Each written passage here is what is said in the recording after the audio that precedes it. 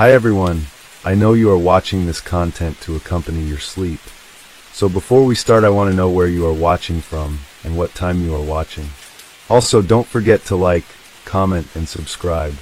Let's jump straight into the story. On October 1st, 1993, 12-year-old Polly Klaus Petaluma invited two friends for a sleepover. The evening proceeded smoothly until Polly's mother, Eva, was abruptly awoken by intense screaming. She soon discovered that her daughter had been kidnapped by an unknown assailant. Lihanna Klaus was born on January 3, 1981, in Fairfax, California. Her family comprised her father, Mark, her mother, Eva, and her younger sister, Annie. When she was very young, her parents separated. Following the separation, Polly and her sister went to live with their mother in Petaluma.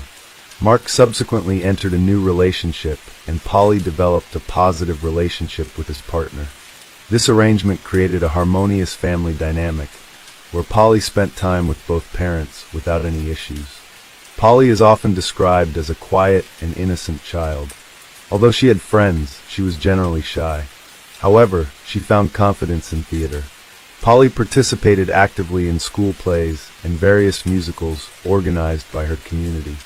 Frequently cast in lead roles, her primary aspiration was to become a successful actress in musical theater. Furthermore, Polly had a fondness for sleepovers. She enjoyed having friends over and visiting friends' homes for such gatherings, a regular activity within her social circle. On October 1st of that year, when she asked Eva if two friends, Jillian and Kate, could come over for a sleepover, her mother readily agreed. That afternoon, the friends arrived at Polly's house and spent the evening there quite contentedly initially. At around 9:45 p.m., Eva decided to go to bed due to a severe headache. Informing the girls of this decision and asking them not to hesitate waking her if necessary, she took 2 sleeping pills and fell into deep sleep shortly thereafter. It was past 11 p.m. when Eva was startled awake by the screams of her daughter's friends. Both girls informed her that a man had broken into the house and taken Polly. Eva immediately contacted the police and checked on her other, Annie, who appeared unaware of the commotion. When authorities arrived, they began questioning Polly's friends. The girls described that they had been in a room, engaged in activities like picking Halloween costumes and indulging in general playful behavior.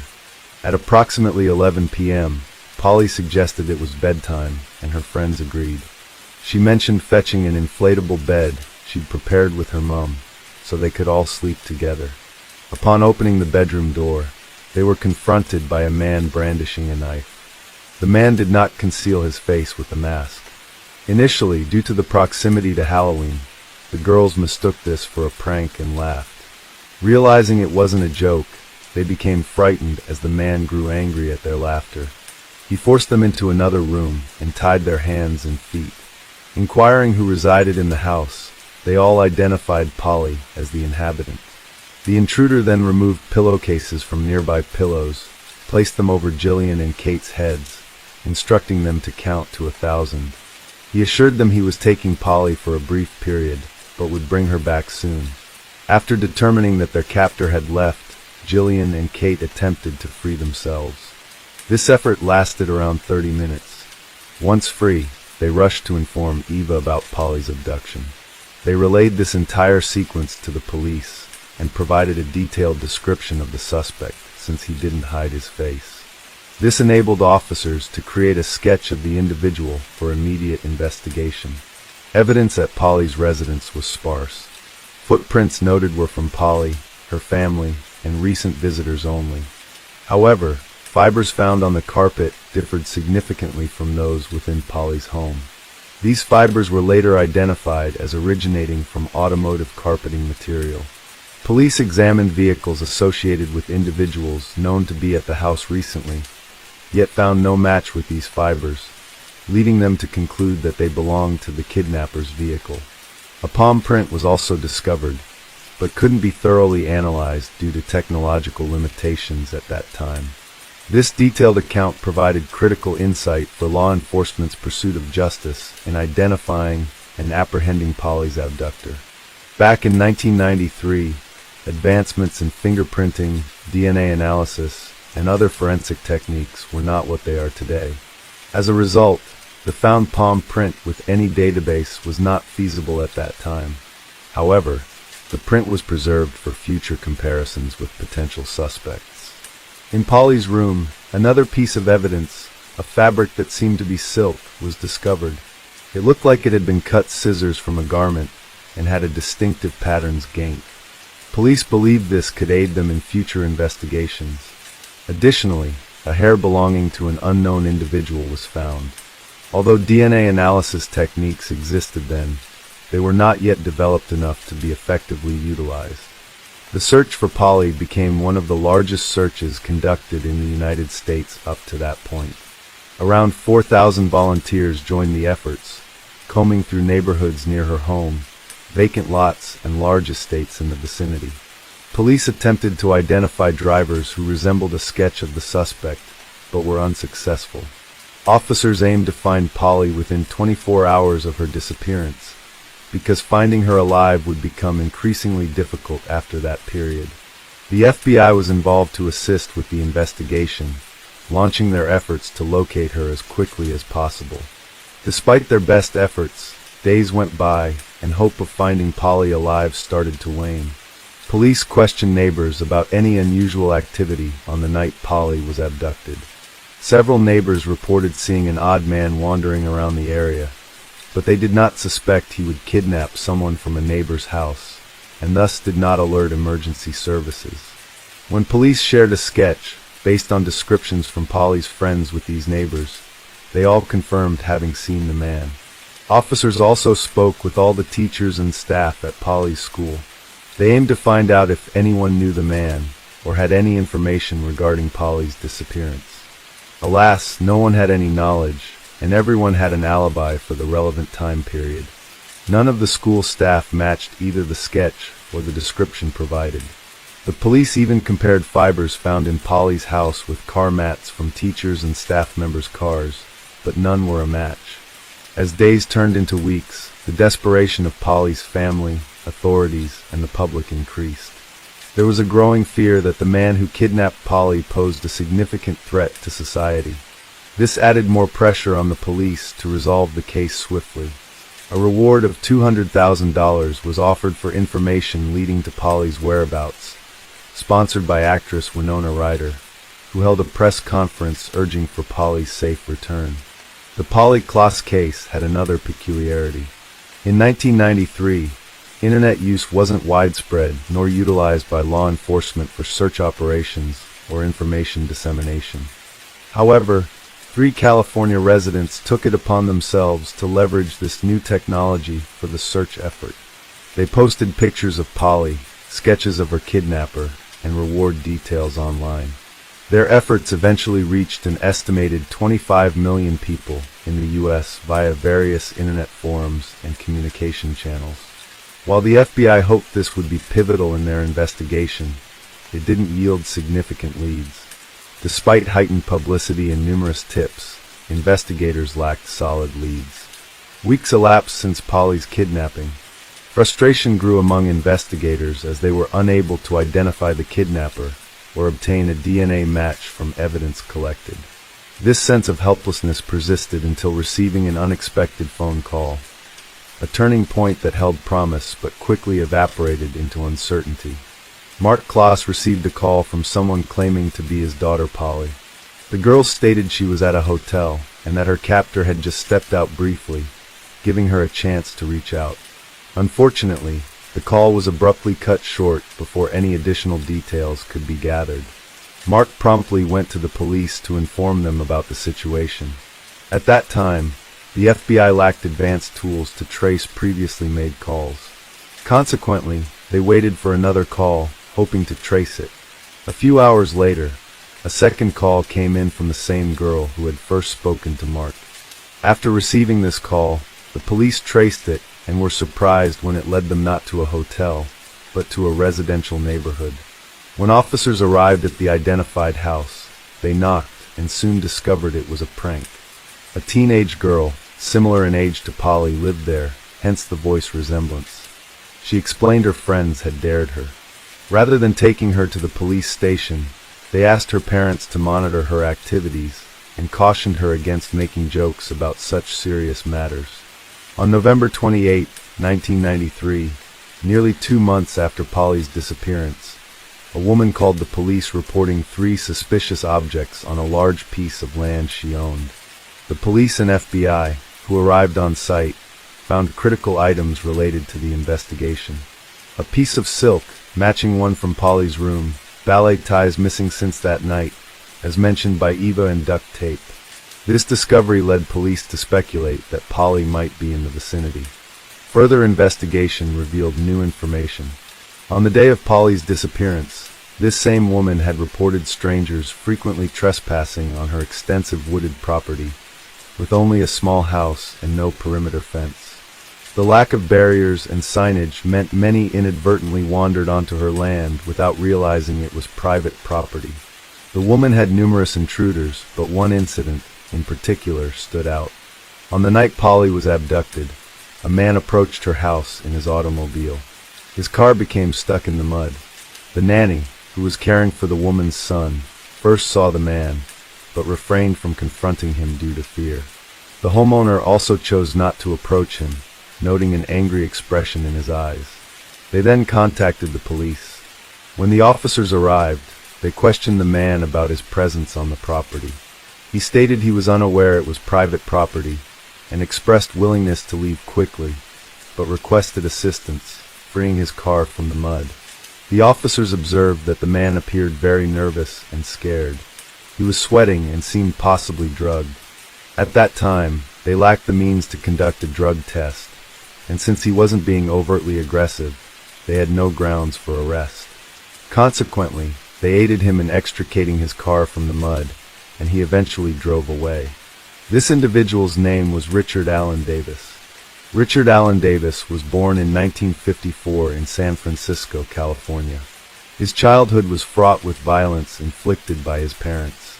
When Richard was 12 years old, his parents separated. His mother completely disowned him and left him with his father. Richard's father proved to be highly irresponsible, often leaving him alone for extended periods. Sometimes Richard stayed with neighbors or relatives when alone at home became untenable. By his teenage years, Richard started engaging in criminal activities. Stealing things and getting into street fights frequently led to reform school stints. At 17 years old came a significant turning point in Richard's life. He committed a violent robbery that nearly resulted in severe injury to his victim. Faced with 2 options by the court, reform school, or joining the U.S. Army, Richard opted for military service, but lasted less than 2 years before receiving a dishonorable discharge due to continued misconduct and poor behavior. As Richard matured, he continued to encounter problems, and his criminal record grew significantly longer. Around the age of 20, he received a 15 sentence for robbery and kidnapping. Despite this, he served only 1 year of the sentence due to parole for good behavior. At that period, Richard was also troubled by another accusation. Many friends believed that he had been involved in the disappearance, a 19-year-old girl named Marlene. Although the police concluded that she had left voluntarily, her close friends were convinced Richard had a role in her disappearance after they attended a party together. These accusations remained unproven and were largely based on rumors. When Polly disappeared, Richard was on probation and did not have a specific address. In response, the police issued a special bulletin exclusively for officers, urging them to exercise extreme caution. They withheld information from the media to prevent Richard from potentially fleeing California or even leaving the country. Ultimately, on November 13, 1993, Richard was arrested while driving under the influence of alcohol, following a routine traffic stop by an officer. He failed a breathalyzer test. Upon inspection of his identity and photograph, the officer quickly realized that this was the individual linked to the Polly Glass kidnapping case. Proceeding with care, the officer informed Richard that he was being arrested for violating his probation due to drunk driving. Without resistance, Richard agreed and was taken into custody. Once at the police station, Officers read him his rights and disclosed that he was actually being detained for Polly Glass kidnapping. During an extensive interrogation session, Richard eventually admitted to abducting Polly. The police speculated that his confession might have been made under duress. Evidence collected included his palm print, which matched one found at Polly's house perfectly. Carpet fibers from Polly's house were identical to those in his car's carpet as well.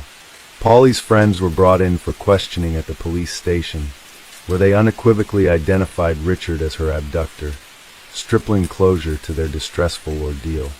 Another piece of silk, identical to the one found in the girl's room, was also discovered in his car and on the property of the woman who had contacted the police. Everything was against him, so he finally decided to confess. He mentioned that he had been using illegal substances with friends that day and was not feeling well. He made the decision to break into a house in a certain neighborhood to commit a burglary. Richard drove around for some time before arriving in Polly's neighborhood. He noticed an open window in a house and decided to climb in.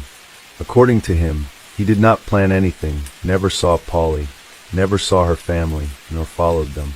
Once inside the house, he looked for valuables, but found few items of interest. Just as he was about to leave, Polly opened the bedroom door and saw him. Richard observed that Polly appeared very frightened, so he ultimately decided to take her with him. He stated that he put Polly in his car, began driving, and after a while stopped at a vacant lot. There, he violated Polly. Following this incident, he resumed driving. When the woman and babysitter saw Richard on private property, Polly was still in the back seat of his car. When police officers helped him pull his vehicle out of the mud, Polly was still alive. This caused much frustration among law enforcement personnel, who believed her life could have been saved. Afterwards, Richard said he drove down the highway where he strangled Polly, dug a grave, and left her body there. On December 4, 1993, Richard informed police about the precise location of the grave where they began their search efforts. 2 months and 3 days after her kidnapping, Polly Glass' body was located on the side of a highway in a grave dug by Richard himself. Forensic examination revealed little additional information. It confirmed that strangulation was indeed the cause of death, as stated by Richard. Further details could not be determined with precision. However, it is understood that her death occurred roughly around the time she disappeared. Given all the evidence, the man was put on trial for kidnapping, murder, and rape of Polly Glass. During the trial, Richard had a chance to speak. He not only apologized to the family, but also made a serious accusation against Polly's father, claiming he abused her. Richard stated that she said to him, "This caused Polly's father to yell and almost stand up to hit him, though he was restrained by others." The defendant's words shocked everyone present, not just because of his accusation and lack of genuine apology, but also because no one believed Polly's father had done such things. Although it wasn't proven, Polly's former partner even defended him. On June 18, 1996, Richard was found guilty of Polly Glass kidnapping and murder. In August of that year, he received a death sentence. He attempted to challenge this but failed. Then in 2006, after overdosing on pills in his cell, he was found unconscious, but revived and sent back to prison. In 2009, his lawyer tried appealing his conviction to the Supreme Court, but was unsuccessful. The Supreme Court confirmed that he should be executed. Richard's attorney mentioned plans for further appeals. As a result of these continued appeals, Richard has remained on death row for several years without being executed. There is hope that once all appeals are exhausted within the next few years, the execution will proceed as planned. Hello friends, welcome to my channel. Today we're going to take a look at another horrible case, the case of Brett Ryan. Brett grew up in a prosperous and large Canadian family. His parents, Bill and Susan, had 4 sons. Brett's parents tried to teach him through their own actions. His father held a prestigious job at the Toronto Star Daily newspaper and had various hobbies like sports, yoga, and psychology. Likewise, Susan was very hardworking. Their entire household rested on her shoulders. She not only devoted time to her husband and children, but also managed the huge house in Toronto's prestigious area, without any help from gardeners or craftsmen. Just like his older brothers, Brett went to university after high school. He always aimed to be better than his siblings, so he advertised painting services in a local newspaper for Toronto residents' houses and fences. Initially, things went well. He made his first earnings, and Susan was proud of him, often using him as an example for others. However, making money as a part-time job is one thing. Dropping out of university to spend all your time inhaling paint fumes without proper education is another matter altogether. After some time in university, Brett decided to drop out. For the first couple of years after this decision, Brett still felt confident compared to his older brothers. After a while, when Christopher and Leland graduated and found jobs in their fields, Brett's authority began to fade. Christopher started working for the City of Toronto Transit Commission, and Leland the family artist and designer. Following their studies, they moved out of their parents' home. Brett, to avoid spending part of his earnings on rent, stayed with his father, mother, and younger brother who attended a school for gifted children. With each passing year, Brett grew more desperate due to his mounting debts and his inability to pay them off. He developed depression. By 2007, when Brett was already 26 years old, his debt had ballooned past $60,000. Although Brett was considered an intelligent individual, he did know how to effectively use his mind. He always put on a cheerful face and helped everyone around him. He was a participant in volunteer initiatives. Consequently, no one could fathom the depth of despair within him. Eventually, a fateful moment arrived when nothing could be done. On October 28, 2007, Brett had no work orders for house painting or any other tasks around the house. Orders were always scarce in the fall, since everyone typically painted their houses in spring or summer. With winter approaching and no prospects for earnings, there was no time to wait. Brett donned all the old clothes he had in his closet, a hat, a long sweater from his older brother, and a scarf knitted by his mother. This particular scarf was comically long. Brett hadn't worn it before, but now found it useful. He wrapped it around his face, leaving only a narrow slit for his eyes, and headed for the bank located on the outskirts of his neighborhood. Clutching some thick folder, Brett waited for his turn at the bank. When an employee finally summoned him, he approached her and quietly informed her that he had a gun with him. He instructed her to take all the money out of the bank's cash register and give it to him. The girl, shaken with trembling hands, handed him all the cash from the register. Brett then quietly exited the building to avoid drawing the attention of the guards. Once outside, he ran.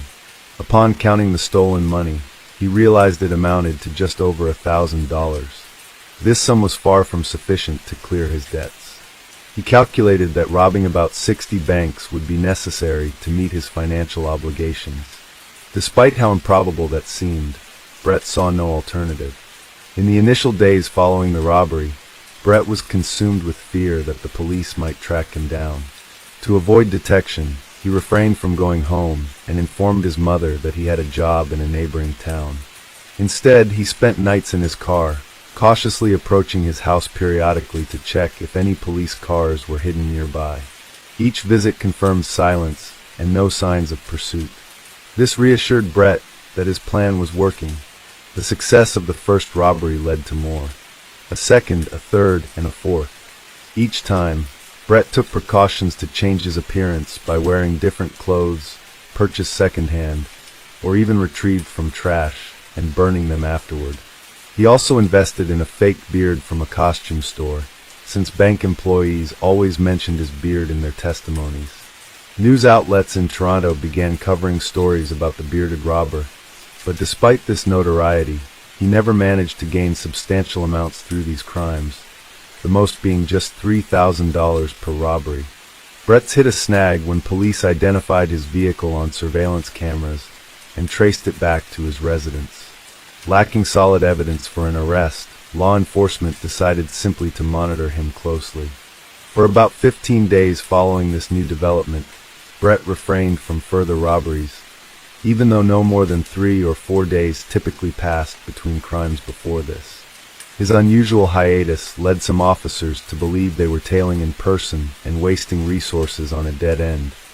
But then fortune turned in favor of law enforcement.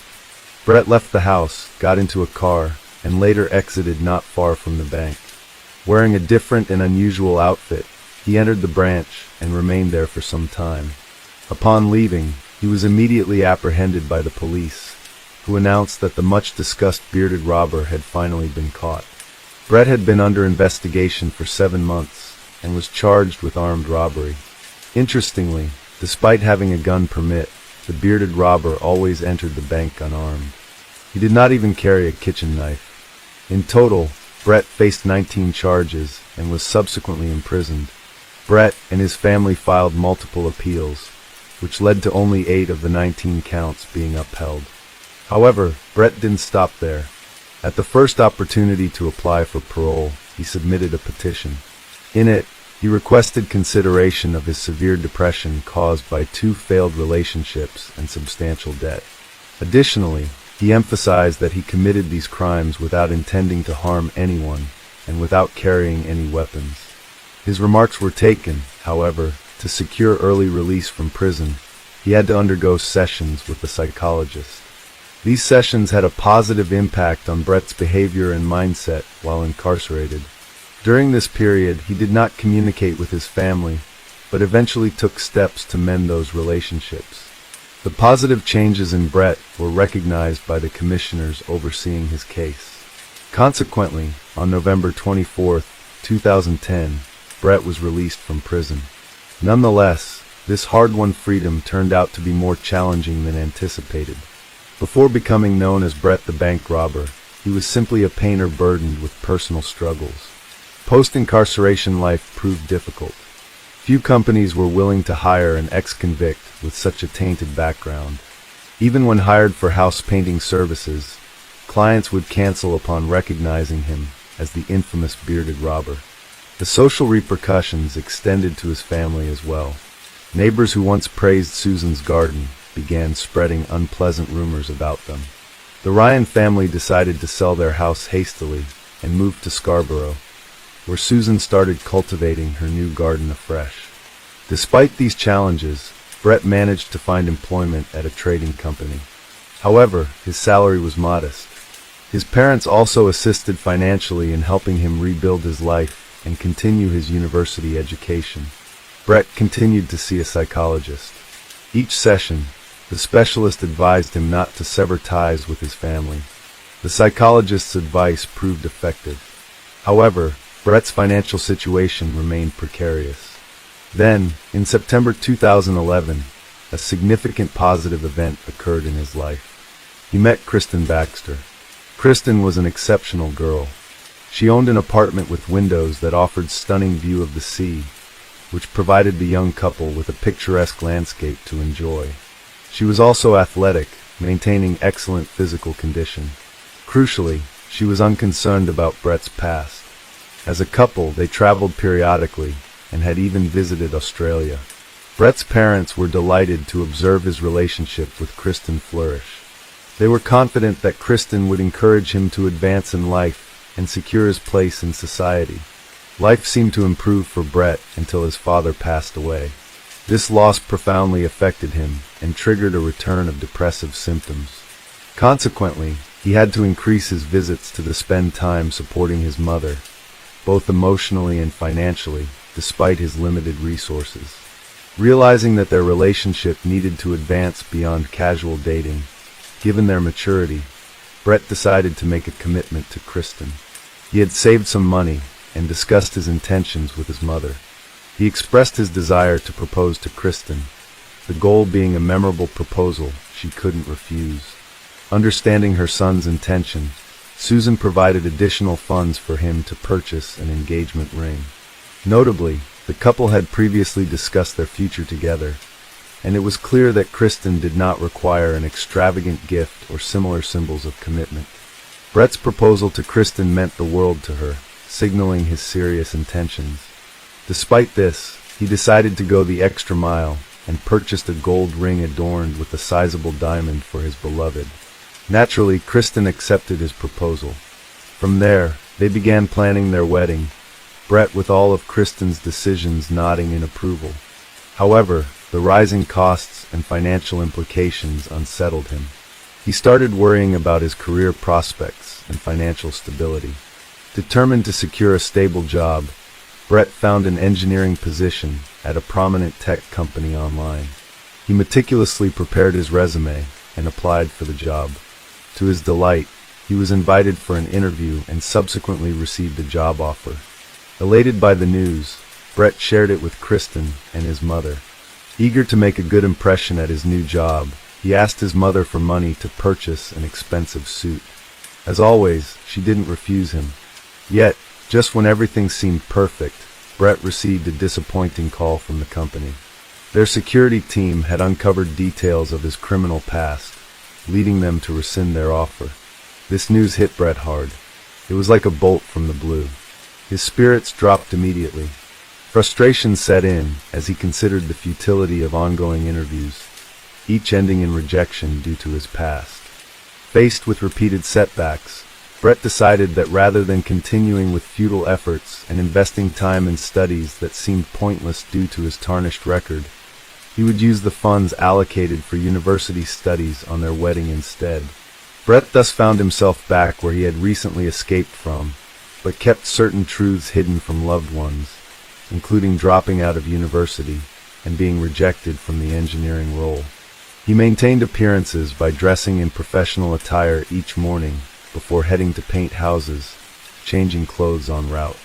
To further sustain this facade among friends and family, Brett frequently updated social media profiles with pictures seemingly originating from an office environment or business events, images sourced off the internet, and would even pretend he's resolving urgent work-related matters during family gatherings by faking phone calls regarding work issues. In September 2016, after a 5-year relationship with Kristen, Brett sought to plan a wedding. He demonstrated a remarkable ability to conceal his true situation, successfully creating the illusion of a stable life. Despite being a common painter, he projected an image of success and prosperity. Brett agreed to rent an expensive restaurant, requiring $100 per guest. The entire Ryan family was thrilled seeing Brett's apparent transformation: a prestigious job, a fancy apartment, and an attractive bride. However, the truth of Brett's deceit was far more complex. With the wedding just a month away, Brett needed funds for the event. He repeatedly borrowed money from his mother until she could no longer assist him financially. Desperate, he even demanded that she seek higher-paying employment. Planning his party for August, he invited all his friends and brothers. As the pressure mounted, Brett confided in his counselor about his deceptions. He had been lying to his family for a year about working as an engineer at a technology company. The psychologist expressed deep disappointment and advised Brett to come clean to his mother. Though reluctant, Brett eventually told his mother the truth. Her devastation was profound. She had spent years boasting about her wonderful son. She insisted that Brett also confess everything to Kristen, or she would do it herself. His brothers were already aware of the lies and supported their mother's stance. Unable to face telling Kristen the truth himself, a shocking task after barely managing to reveal it to his mother, Brett found himself in an untenable position as the wedding approached. He knew that informing Kristen would prevent the ceremony and considered if honesty might have been better. Facing pressure from all sides, Brett still couldn't admit the truth to and feared his mother might do so before long. Each time Kristen's phone rang, he tensed up until realizing it was not her discovering the secret, but rather another friend discussing wedding plans. Desperate for resolution and unable to handle the mounting stress any longer, he needed a final solution. He was forbidden to use firearms, so the boy decided that the best way to carry out his plan was to use a crossbow. Besides, it's quite a silent murder weapon. One of his late father's hobbies was bow shooting in the at targets. He taught Brett how to. Yes, was good at target shooting, though it was unlikely his late father thought his son would that skill in such manner. Brett bought crossbow and arrows at a sporting goods store and hid it behind the construction debris lying in Susan's garage. At home, He arranged what he thought was an ingenious alibi invention. He tied a spoon to a fan and set the fan on a timer. When the timer went off, the fan turned on and the spoon moved across the computer keyboard, sending pre-prepared comments to YouTube. From an outsider's perspective, it must have seemed like Brett had spent all day at home watching videos and commenting on them. On the morning of August 25th, Brett dressed in strange clothes that hid his face, left the house through the back door to avoid security cameras, and took a train to his parents' house. His aim was to eliminate anyone who might disrupt his and Kristen's well-being once and for all. Susan was very surprised at her son's unexpected arrival. She had not been feeling well that day, but Brett, despite his mother's condition, began once again to persuade her and even demand that she not tell his future wife anything. The mother categorically refused him. Then Brett began to get angry. Susan sensed something wrong seeing her son's mad eyes, and warned him that she had already called Christopher, and he was on his way. Brett went berserk. He ran to the garage to get a crossbow, but found that his anger and adrenaline overflowed him with such force that he couldn't even make a shot. Instead, he bludgeoned his mother with the butt of the gun, and finally ensured she was dead by tightening a rope around her neck. After throwing plastic bags over the body, Brett loaded the crossbow with arrows and hid in the bushes, waiting for his brother to arrive. After a while, Christopher arrived and started calling for their mother or brother, but received no response.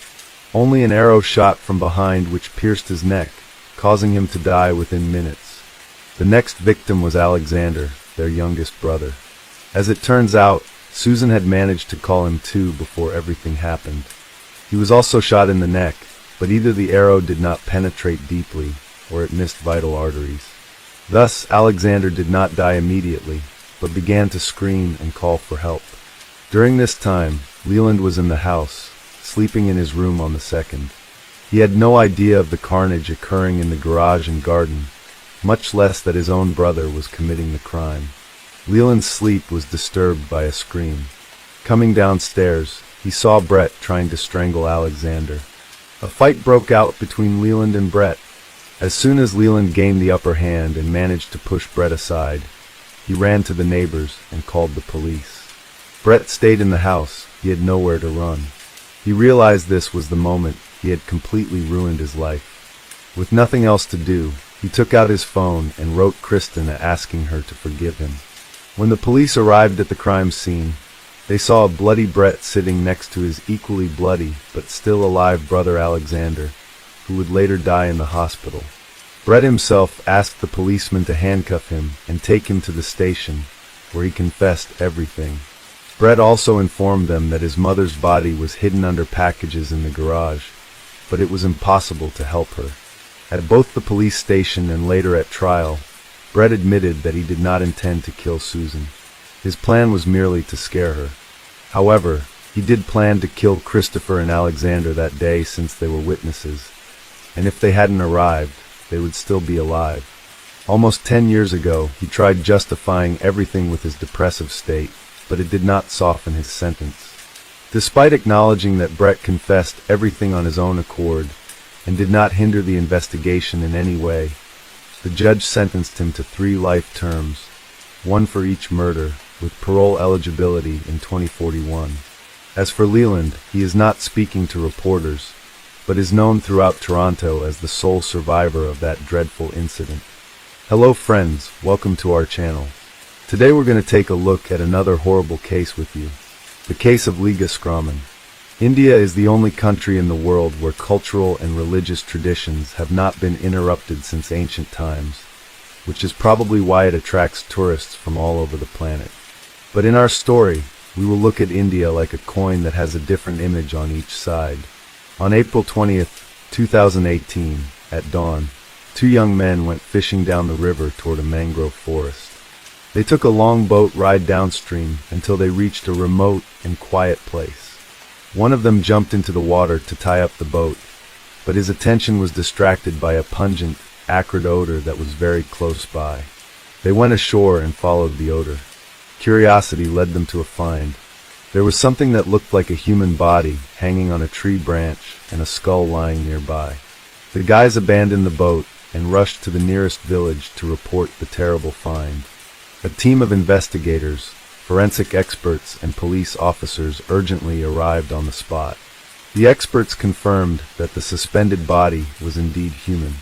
It was obvious that it had been hanging for a long time and had already begun to decompose. The flesh on the arms and legs had torn off, and the skull was found nearby. Next to the body were packs of cigarettes, packaged drinking water, and a lighter which probably belonged to the victim. An investigation was conducted at the scene the same morning. The evidence found was seized, and the remains were sent for examination. The modest remnants of clothing that could be identified on the victim revealed that Liga Skromine, a 33-year-old hiker, was the victim of an accident. But who is Liga Skromine, and what happened to her on the riverbank? Liga Skromine was born in Latvia in 1986. She grew up in a large and friendly family, had an older brother and a younger sister. The sisters were very friendly, and from childhood shared all joys and hardships with each other. Growing up, Liga moved to Ireland, but always maintained close relations with her family. It was in Ireland that she met Andrew Jordan. It was not love at first sight, as the modest Liga had difficulty in communicating with new people. But after 5 years, Liga and Andrew turned into a married couple who made great plans for the future. Despite the fact that Liga worked in a hotel and led a modest lifestyle, she dreamed of opening her own center of yogic retreats in Portugal. Andrew supported his beloved's idea, and together they saved money for 4 years to fulfill their dream. But fate had other plans. In early 2018, Liga was experiencing the effects of an aggravated skin disease that was causing physical and mental discomfort. To help her sister overcome this ailment and restore her emotional state, her sister Ilse invited Liga on a trip. So in February 2018, Liga and Ilse traveled to Tiruvananthapuram, the capital of Kerala, so that Liga could receive Ayurvedic treatment for depression. Kovalam is the premier Ayurvedic resort of Kerala in India. Kovalam, which means grove of coconut palms in Hindi, is a small village offering everything you need for a comfortable and complete rest and treatment. Ayurveda is the medical knowledge which originated more than 5,000 years ago. Ayurveda is based on the universal laws of nature, on the unity of all things in this world. Ayurvedic programs help a person to restore balance and harmony in the body. Panchakarma is the best Ayurvedic program for modern man in Kerala. Panchakarma helps to reboot the body effectively. Most of those who have undergone the Panchakarma course in Kerala repeat it annually, and it is not without reason, as regular Panchakarma not only allows us to get rid of extra pounds, but also adds a couple of decades of healthy life. Since 1985, Ayurveda has been recognized by the World Health Organization as the most effective system of alternative medicine in the world. Let us emphasize that all the promised benefits of Ayurveda are only an alternative, not a panacea for healthy longevity. The 33-year-old Liga and her sister came to Kerala in search of spiritual enlightenment, hoping to be cured of depression in one of the Ayurveda centers. Their treatment tour was scheduled for 6 weeks and included yoga classes, meditation, therapeutic herbal drinks, and nutritional and massage recommendations. The sisters were treated together at an Ayurvedic clinic at Kovalam in Kerala and have already completed their course. On the morning of March 14th, Liga refused to go to yoga class with her sister, explaining that she had a headache. When Ella returned to her room, Liga was not there. With the help of the hotel staff, Liga was able to find out that her sister left the hotel around 11:30 a.m., wearing leggings and a yoga t-shirt, hired an auto rickshaw, and went to Kovalam Beach for a walk. The beaches around Kovalam are popular destinations for both domestic and international travelers. The sandy beaches of Kovalam are always crowded. However, Liga could not be found there. Liga wandered the beach until late at night, showing her sister's picture, but never heard the long-awaited response that someone had seen her. This was actually strange, as Liga was a tall white girl who definitely stood out, and if she was actually on the beach, someone should have seen her. After searching unsuccessfully, Ella went to the police station to report her sister missing. However, The Indian police officers did not show any sympathy for the missing foreign tourist. On the contrary, they complacently asserted that they would surely find the girl who had strayed, or that she would surely return the next day. They were not even deterred by the fact that Liga, according to her sister, had psychological problems and could be an easy target for criminals. The police registered a case, but the investigation started coldly, or rather, it is more correct to say, did not start at all. Liga had traveled extensively in Kerala, visiting Kollam, Varkala, and finally came to Kovalam. She considered herself a very experienced traveler in India, and this time, she took her sister with her to show her the India she loved so much. But the trip turned tragic. After a few days of inaction by the Indian police, Liga started searching on her own.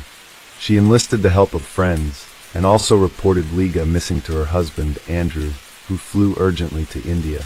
The police investigation intensified after the missing person's husband, Andrew Jordan, and Liga contacted the local press and started an online campaign to find her.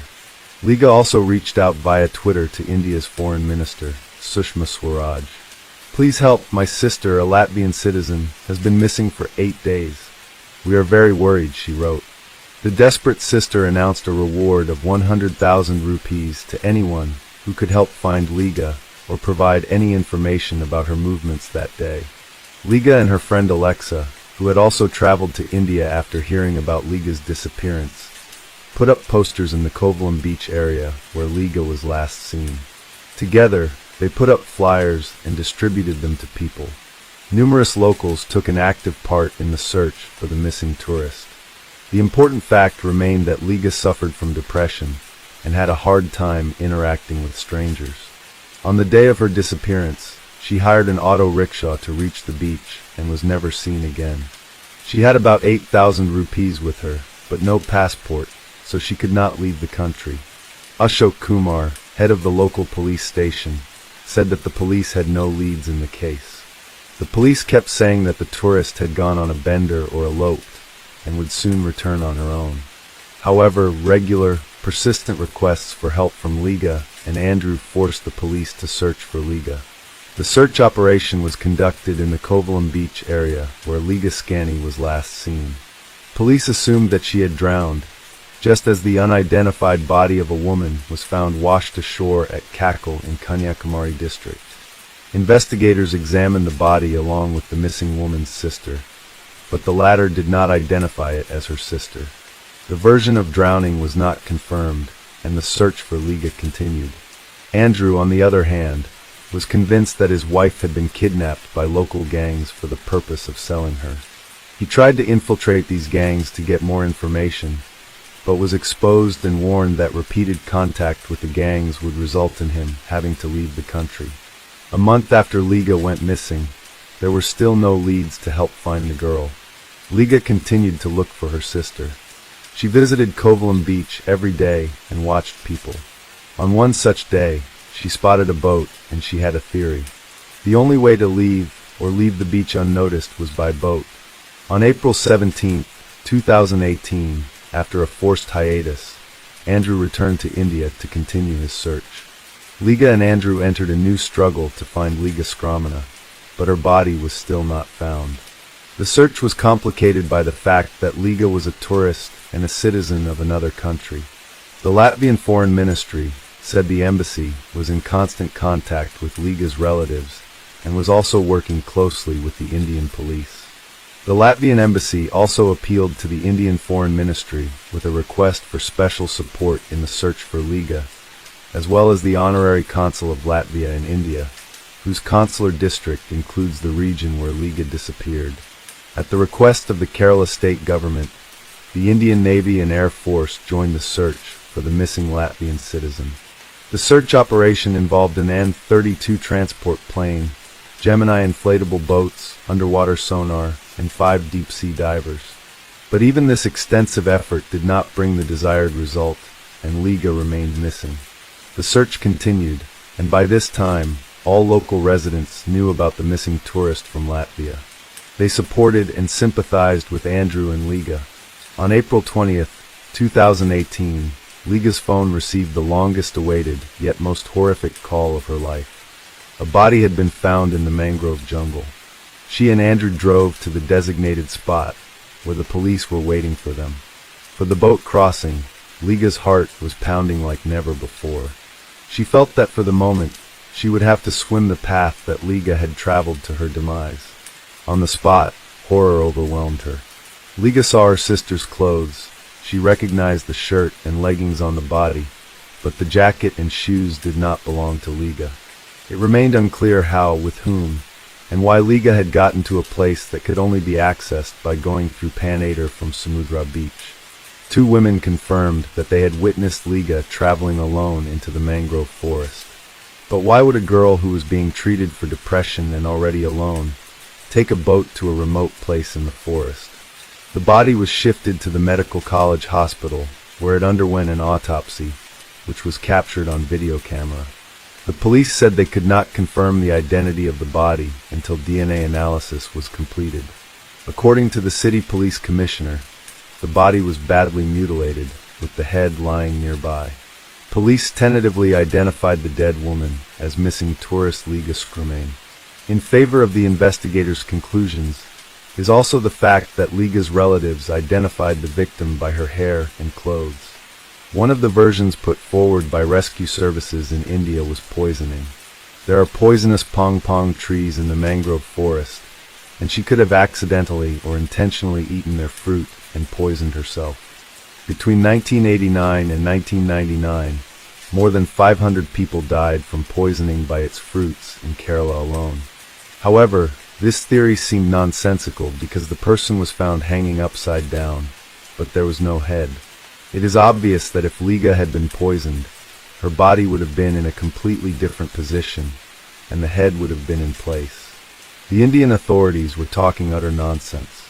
Based on the information about Liga's complex psychological problems, the investigators also considered the possibility that Liga had voluntarily taken her own life.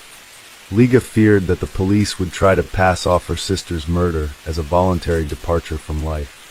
Although a rope had been found at the scene, and it could be concluded that the hiker had hanged herself, Liga demanded a separate explanation for the missing head. "Don't tell me it's lost," Liga said sarcastically in yet another appeal on the internet. Breathlessly, Liga and the anxious public waited for the results of the forensic tests. The forensic results were overwhelming. The report stated that there were areas of blood pooling in part of Liga Scrumain's brain, as well as bruising in the neck area. The autopsy revealed that the woman had been strangled by several people and was killed in an attempted violent attack. There were external injuries on the body, probably sustained during the struggle. However, the fact of violence could not be definitively confirmed as the body was in the decomposition stage. There were characteristic injuries on the cartilage in her throat, which indicated that someone had forcefully squeezed her throat. The trauma was severe enough to be fatal, according to forensic experts. There were blood clots in her brain, which confirmed strangulation. They also noted that there were bruises on her neck and legs. A total of 9 wounds were recorded on Liga Scrumain's body. In view of the above, the police no longer considered the version of voluntary death.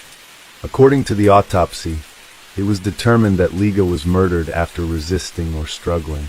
Ilse breathed a sigh of relief and hoped that the police would soon find her sister's killers. But there were complications as well. As part of the investigation, the police began checking out local drug dealers and card players. In addition, during interviews with local residents, 2 women said that they saw Liga walking alone to the place where her body was later found, but the police said they did not fully trust their words.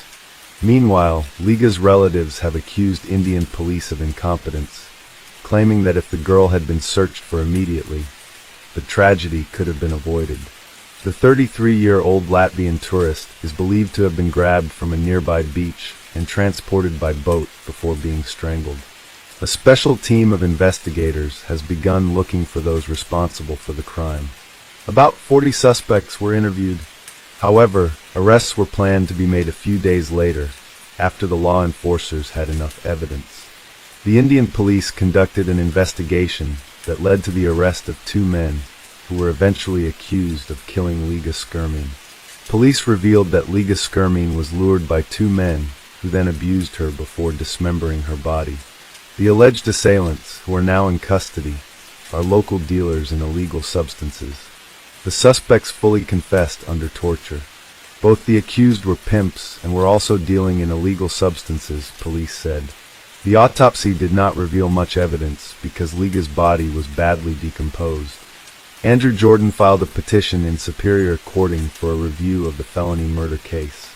He believed that more people were involved in the woman's murder. In the petition, he pointed out that both defendants later recanted their pleas of guilty to the crime. According to Jordan, the men may have confessed because they were tortured, which as it turns out, is a common practice in India. However, the Supreme Court of India denied the murdered woman's common-law husband, Andrew Jordan, a review of the case due to lack of direct evidence.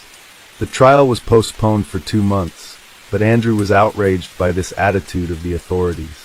He had earlier accused the Kerala authorities and police of incompetence and attempts to cover up Liga's murder so as not to scare away tourists. Both the suspects' lawyers asked for and got a postponement by law. They have the right to postpone the case once without giving any reason. The more they postponed, the more he was convinced the case was unclean. However, both suspects were in custody. Investigation revealed that 32-year-old Umesh and 28-year-old Ajay offered Liga's scanny weed, and when she was drugged, they used it and then strangled and decapitated her. It is noted that the two men apprehended for the murder of Liga Skram had previously committed similar crimes on numerous occasions. Both of them worked for their spare time. Umesh and Ajay have been charged with destruction of evidence, murder, poisoning, kidnapping, and rape. The place where Liga's corpse was found had earlier served as a pleasure ground for Umesh. He used to take men there. 13 criminal cases have been filed against him, including 6 for sexual assault and 1 for attempted murder. Several of Umesh's victims have testified against him. Liga Skram, along with both men, was seen in the area by several people. They were initially silent, but confessed to everything after the body was found. The detainees confessed to police that they committed the murder while attempting violence. They were apprehended, but had previously claimed that they had only seen Liga Skram in Kovalam. The men pleaded guilty after repeated interrogations. On December 6, 2022, the court finally sentenced both men to life in prison. The court also recognized that the criminals must pay compensation to Liga Skram's sister, Ilsa, 65,000 rupees each. We would like to note that there has been a whole series of such crimes in this country recently. Young girls are regularly subjected to violence. The problem of crime in India is very acute. Due to the huge number of sexual acts against minors, the government has introduced the death penalty. It is also worth noting that if the relatives, and primarily Liga's sister, had not been persistent, had they not involved the press by organizing a press conference and an influential MP, it is obvious that the local police would hardly have seriously investigated the case. At first, a theory was put forward that Liga had allegedly passed away voluntarily, and as it now turns out, this is not the first incident in this very place where Liga was found. After this story, I would like to warn once again, all women who are frivolous about the dangers of traveling alone in India, do not seek spiritual enlightenment in distant, dangerous, and uncharted countries. Take care of yourself. March 14, 2003. The Hobbit Pub, Southampton, England.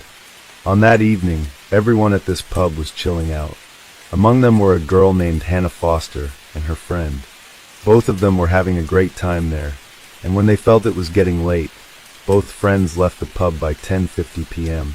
Now, since it was quite late at night, Hannah Foster's friend caught a bus from a road named Portswood and headed home.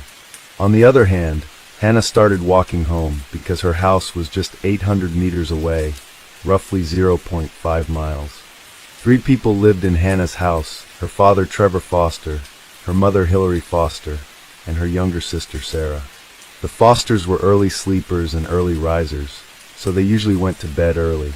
They assumed that their daughter would come home, eat, and then go to bed on her own. However, When Hannah's mother woke up at 5 o'clock in the morning, she couldn't find Hannah anywhere in the house. Normally, it wouldn't take Hannah more than half an hour to come home, but now several hours had passed. Therefore, Hannah's mother, Hillary, called her daughter, but Hannah wasn't answering any calls. After this, gradually, Hannah's father and younger sister also come to know about her. Following this, Hannah's father, Trevor Foster, calls the girl with whom Hannah went to the Hobbit pub the previous night, but she tells the same story that I've already told you. After this, Hannah's family also tries to find her themselves, but by now it was already 10:30 in the morning. So Hannah's father starts to worry a lot about his daughter. Because of this, he goes to the Southampton police station and files a missing complaint for him. Now the police start investigating the missing person case from their side and first trace her phone.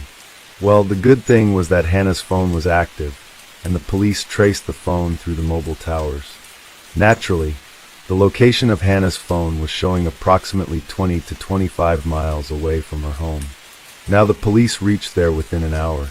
Where the police found Hannah's phone was the city's recycling center, and along with the phone, they also found Hannah's bag there, but Hannah was not found. On March 15th, Hannah is also extensively searched for, but her whereabouts are not found.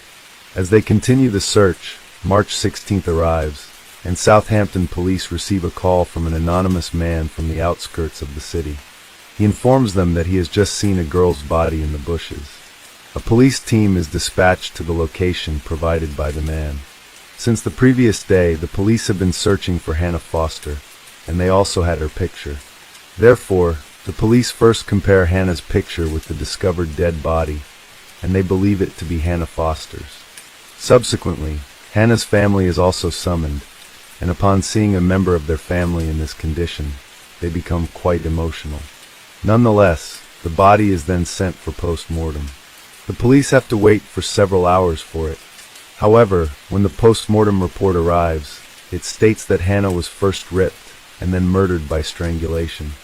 However, some traces of the killer's semen were found on Hannah's clothes, and this made the police believe that the case would be solved soon, because DNA would be extracted from the semen and matched with the database to find the killer. But the police's imagination proved wrong when the DNA sample of the killer was not found in their database. Anyway, here the police, losing hope, check Hannah's call details, which leads the investigators to take another step towards solving this case. Actually, Hannah had last called the emergency number 999 from her phone, and the operator had answered the call. The call lasted for 50 seconds. After that, the police reach the operator and collect Hannah's call recording from there. In addition, the operator said, when investigators enhanced the recording of Hannah's call, they realized that she is sitting in a moving vehicle. Additionally, there is another faint voice with a South Asian accent. The man asks Hannah questions while she sits quietly, appearing scared and intimidated. After obtaining the call recording, the investigating team accelerates progress in Hannah Foster's murder case. Now, the police also check all the CCTV cameras in the area where Hannah's friend last bid her farewell and caught a bus. After scrutinizing several CCTV footages from that road, the police eventually narrowed down to 7 suspect vehicles. On the other hand, Hannah's parents are eager to see their daughter's killer brought to justice swiftly. They now also discuss these 7 vehicles in public. In the meantime, on March 26th, Hannah's parents talked to people through a local crime TV show called Crime Watch about those cars. As a result, it emerged that one of the 7 suspect vehicles shown on TV was a van belonging to their company, Hazelwood Foods. The supervisor, James Dennis, called in and said that the driver of this van does not have his own vehicle, so he also uses this van to come and go from his home. Furthermore, that night, the driver had gone to deliver on this road. The time and location of the van were exactly where Hannah had started to walk home alone. After that, the police get a good lead for the first time in this case, but the man driving the van was named Maninder Pal Singh Kohli. Upon speaking to the company supervisor, it was found that on the morning of March 15th, Maninder Pal came to work, but there were some marks on his face, whereas there were no marks on his face the previous day, that is, on the 14th. Additionally, on March 15th, Maninder only worked half a day, and then took half a day off citing a back pain reason. However, it was only later discovered by the police that Maninder hadn't returned to work since that day. Now, hearing the whole story, investigating officers along with forensic experts arrived at Hazelwood Company. Subsequently, the van driven by Maninder was thoroughly examined by forensic experts, and some traces of semen and blood were found in his vehicle as well. With all this evidence, such as Maninder Pal's disappearance, finding semen and blood in his van, they were pointing fingers directly at him for Hannah's murder.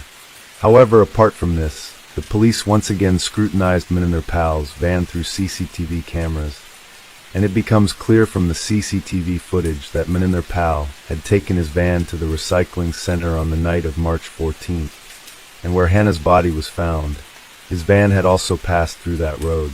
Maninder Pal had now become the prime suspect for the police.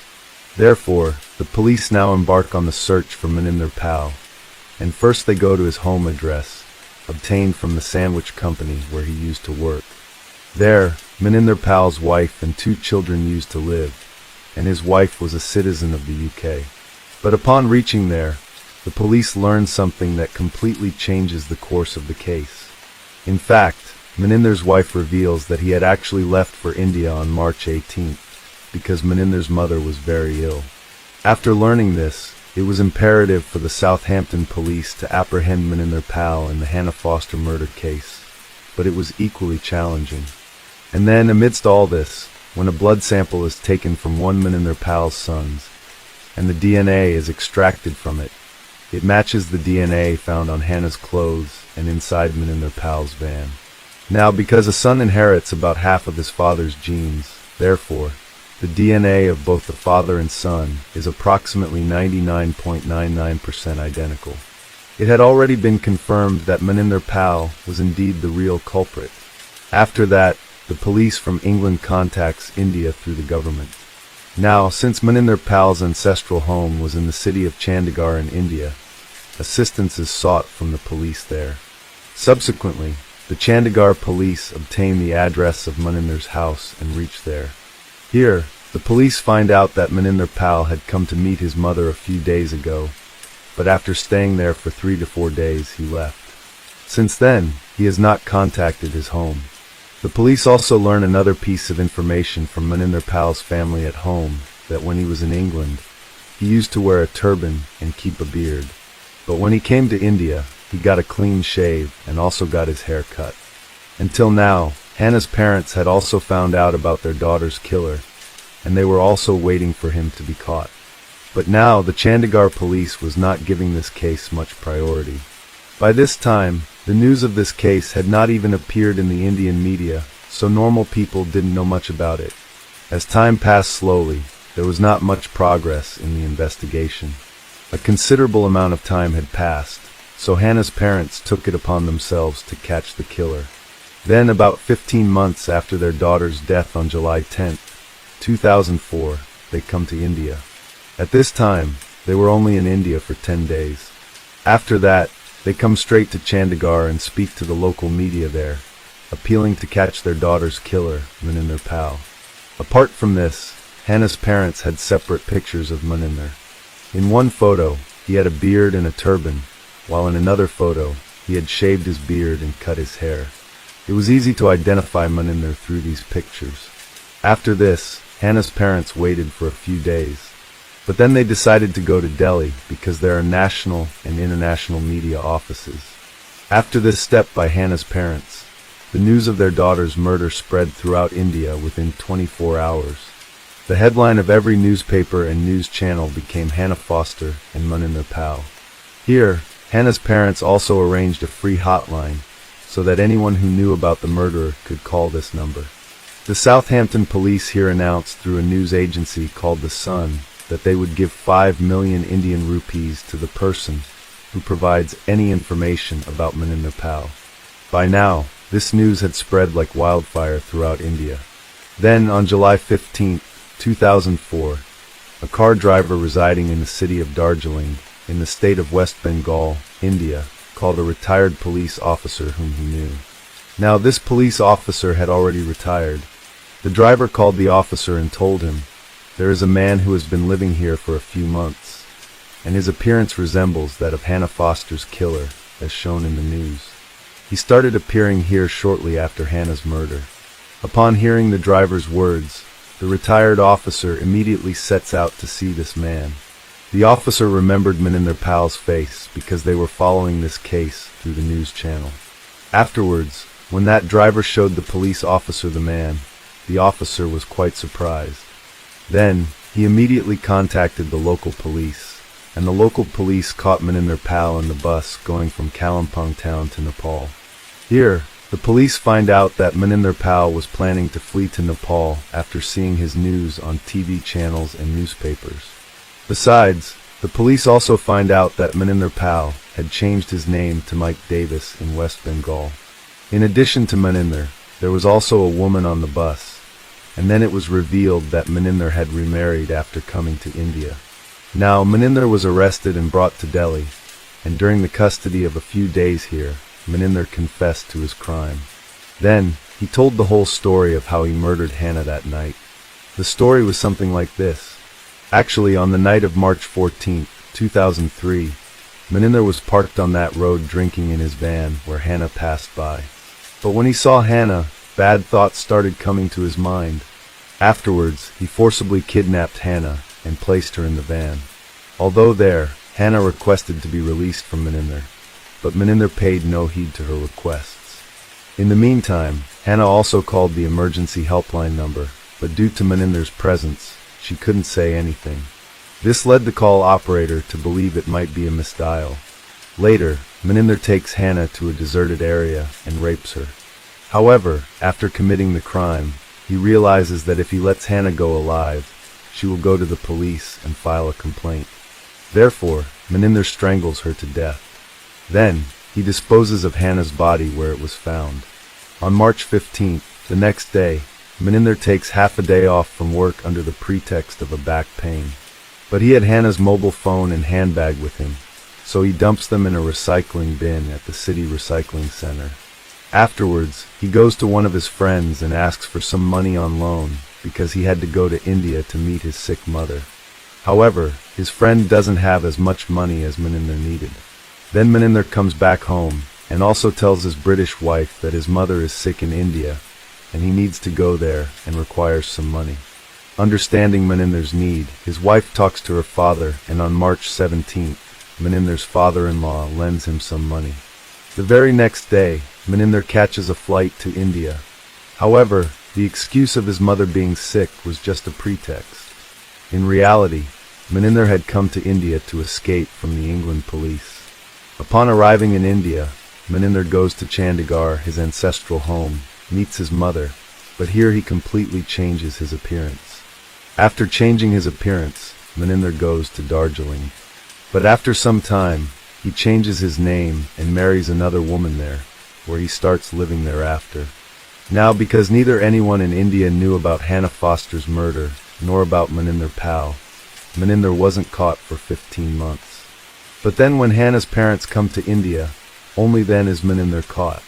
Anyway, after that, Maninder is brought to Delhi, and then on July 28, 2004, giving an interview to a news channel, he confessed his crime on TV. But upon the whole incident, while confessing, Maninder denies and says, however, in August 2004, Maninder Pal changed his statement. He said after this statement, Maninder was placed under judicial custody in Delhi, and then the process of extradition to Britain begins. This process takes about 3 years, but finally on June 8, 2007, the court granted permission for Maninder Pal to go to England. Once in England, Hampshire police arrest Maninder. Then Maninder's blood sample is taken, and it matches 100% with the DNA found from Hannah's clothes and semen obtained from the van. After that, from December 10, 2007, the trial begins in the Winchester Crown Court. Here, Maninder appeals not guilty to all the charges against him. Maninder said that night, some criminals broke the window of the van and threw Hannah's body inside the van. Now because they was drunk, to trap me, Those criminals forced me to rip Hannah, and they may even force to kill her. Even in court, Hazelwood Fruits Company supervisor James Dennis testified, but Maninder also said, but in the end, when the police investigated Maninder Pal's all statements, it all turned out to be lies, and finally, on November 25, 2008, all the allegations against Maninder Pal were proven. After that, he was sentenced to life imprisonment. Now, he will be imprisoned without parole for at least 24 years. At the time of sentencing, he was 41 years old, and he will remain in jail until 2030. Of the 5 million rupees reward offered for catching Maninder Pal, 367,000 rupees were given to the taxi driver, who first informed the police about Maninder Pal. With this, the money was divided among 12 other people, because besides the taxi driver Jason Lepcha, those people also played an important role in solving this case. However, Jason used that money to buy land, and then established a school for disadvantaged children on it, named the Hannah Memorial Academy in Foster's memory. Then in 2006, when Hannah's parents visited Darjeeling and learned about this, they were very pleased. When these people returned to England, Hannah's parents started a registered charity to help Jason along with other people. This now greatly helps Jason Lepcha's school. So friends, this was the complete story of the Hannah Foster murder case, the case of Shannon, Christian, and Christopher Newsom, the tragic end of 2 college students. Have you ever heard the saying that hesitation is akin to death? In our story today, this takes on a literal meaning, as the negligent delay by police officers cost the lives of 2 young people. During the subsequent legal proceedings, it was repeatedly stated that the officers followed protocol and waited 24 hours from the time of the missing persons report. However, it was during these critical hours that the couple endured a tragic end under extreme cruelty. The case of Shannon, Christian, and Christopher Newsom is cited as one of the most notorious and brutal in the history of the United States. It shook the nation twice, first in 2007 when the crimes occurred, and later in 2011 when the sentences handed down to the gang members were challenged and appealed. This complicated legal battle led to the enactment of 2 laws. These laws restrict attorneys and defendants from casting the victims in a negative light and abolish the requirement for a jury's unanimous verdict to be approved by a judge. In this harrowing tale, there were 2 innocent victims and 5 merciless criminals, with the motive for the heinous act being a simple robbery. Let's delve into the details of this tragedy, piece together the chronology of those horrific events, understand the role of each participant, and explore whether this tragedy could have been avoided and the young lives saved. Who were Shannon, Christian, and Christopher Newsom?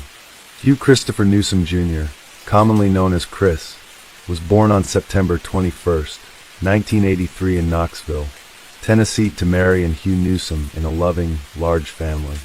As the youngest child, he was adored by his family. Chris was athletic in his youth, particularly excelling in baseball during his school years.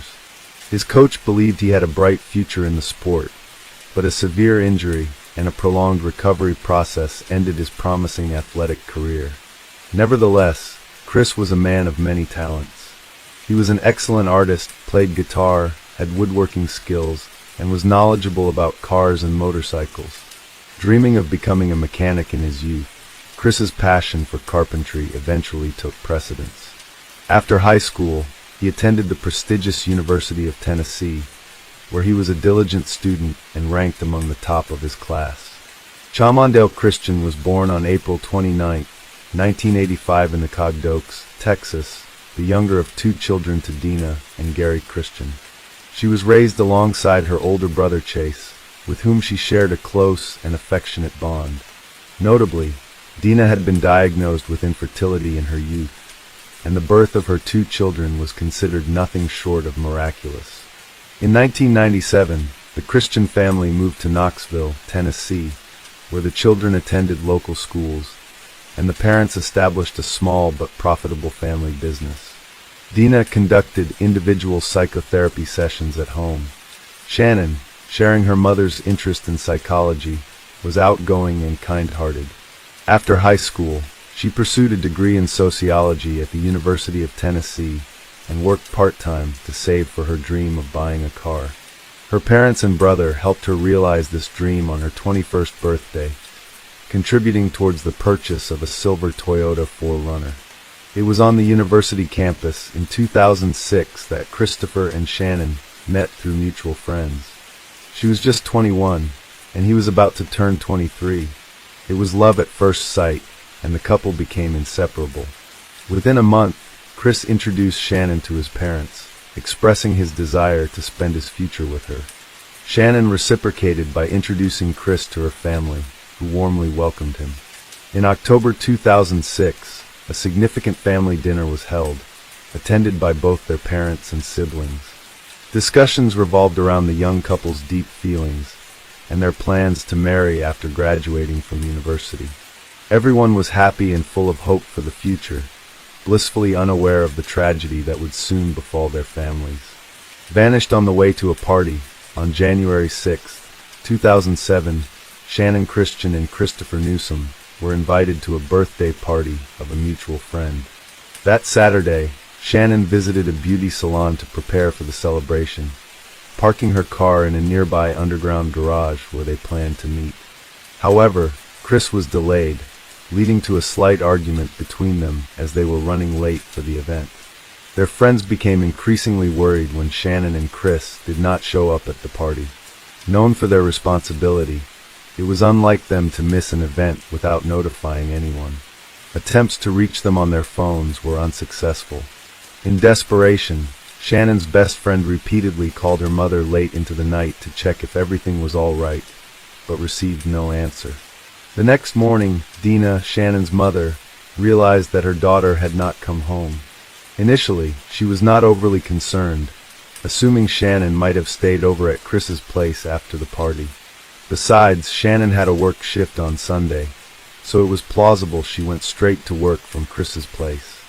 However, Dina's concern grew when she noticed several missed calls from an unknown number around midnight. Returning the call, she heard Shannon's friend's voice, informing her that Shannon and Chris had not shown up at the birthday party and were unreachable. This instilled fear in Dina, sensing that something terrible might have happened to her daughter and her boyfriend. Neither Shannon nor Chris was answering their phones, and Chris's parents were equally surprised, believing he was staying at Shannon's place. Further anxiety arose when it was discovered Shannon had not shown up for work either. The worried parents immediately contacted the police, but the response was lackluster. The officer suggested the couple might have simply sought some alone time and lost track of it. They also followed the protocol that an adult is considered missing only after 24 hours without contact. But for Shannon and Chris, those 24 hours were critical. Not willing to wait, the parents and friends of the young couple began their own search. They contacted everyone they knew, visited hospitals, distributed flyers with their photos, and set up social media groups appealing for any information about the missing students. Despite their efforts, no useful information surfaced. The last known sighting of Shannon was at the beauty salon she visited on Saturday. According to the hairstylist who attended her, Shannon only talked about the upcoming party and had no plans to stop anywhere else on the way. A gruesome discovery along the railroad tracks. It wasn't until Monday, January 8th, that the police finally began their search for the missing young couple, Shannon Christian and Christopher Newsom. By this time, thanks to the efforts of their parents and friends, almost the entire city was aware of their disappearance. The day before, on Sunday, there were rumors about a horrifying discovery near the railroad tracks, but no concrete information was available. A railroad worker inspecting the tracks in his assigned area stumbled upon what appeared to be severely damaged human remains on the embankment alongside the tracks. The body was in a horrific state, with multiple injuries, and had been doused with a flammable liquid in an attempt to burn it. The police, responding to the scene, cordoned off the area and conducted a thorough examination. However, they were unable to find any significant clues or leads. After taking necessary photographs, the remains were sent to the morgue for an autopsy to determine the cause of death and to attempt identification. though it was clear that the extensive damage and effects of the fire would make this difficult. Forensic experts determined that the body belonged to a young man who had suffered a brutal death. The victim had multiple injuries inflicted while he was alive, indicating prolonged and severe assault. Almost all of his teeth had been knocked out or damaged by blows. He had been shot 3 times, twice in the back and a final, fatal shot to the head. Additionally, traces of seminal fluid from at least 3 different men were found in his body, along with distinctive tears, suggesting repeated violent assaults. When police checked recent reports of missing young men, Christopher Newsom fit the description in age, height, and build. The officers contacted his parents and requested DNA samples for confirmation, but strongly advised against personal identification at the morgue as the burnt remains barely resembled human features. Unfortunately, the DNA analysis confirmed that the body belonged to the missing student, Newsom. The search for Shannon. Despite the distressing news about Christopher, Shannon Christian's parents still clung to the hope that their daughter was alive, possibly being held somewhere. Her mobile phone was last pinged on the day the couple disappeared in one of Knoxville's more troubled neighborhoods, a place they wouldn't have visited by choice. This indicated that they were likely brought there against their will, and Shannon might still be held in the area. In a secluded alley of this neighborhood, Shannon's Toyota 4Runner was found abandoned. It was in a terrible state, so much so that Dina and Gary Christian hardly recognized their daughter's car. The SUV was dirty, scratched, with broken headlights and deflated tires. All of Shannon's personal belongings were missing from the car, which was littered with cigarette butts, and the seats were torn and stained. The driver's seat was pushed far back, suggesting that a large adult male had been the last one to drive it.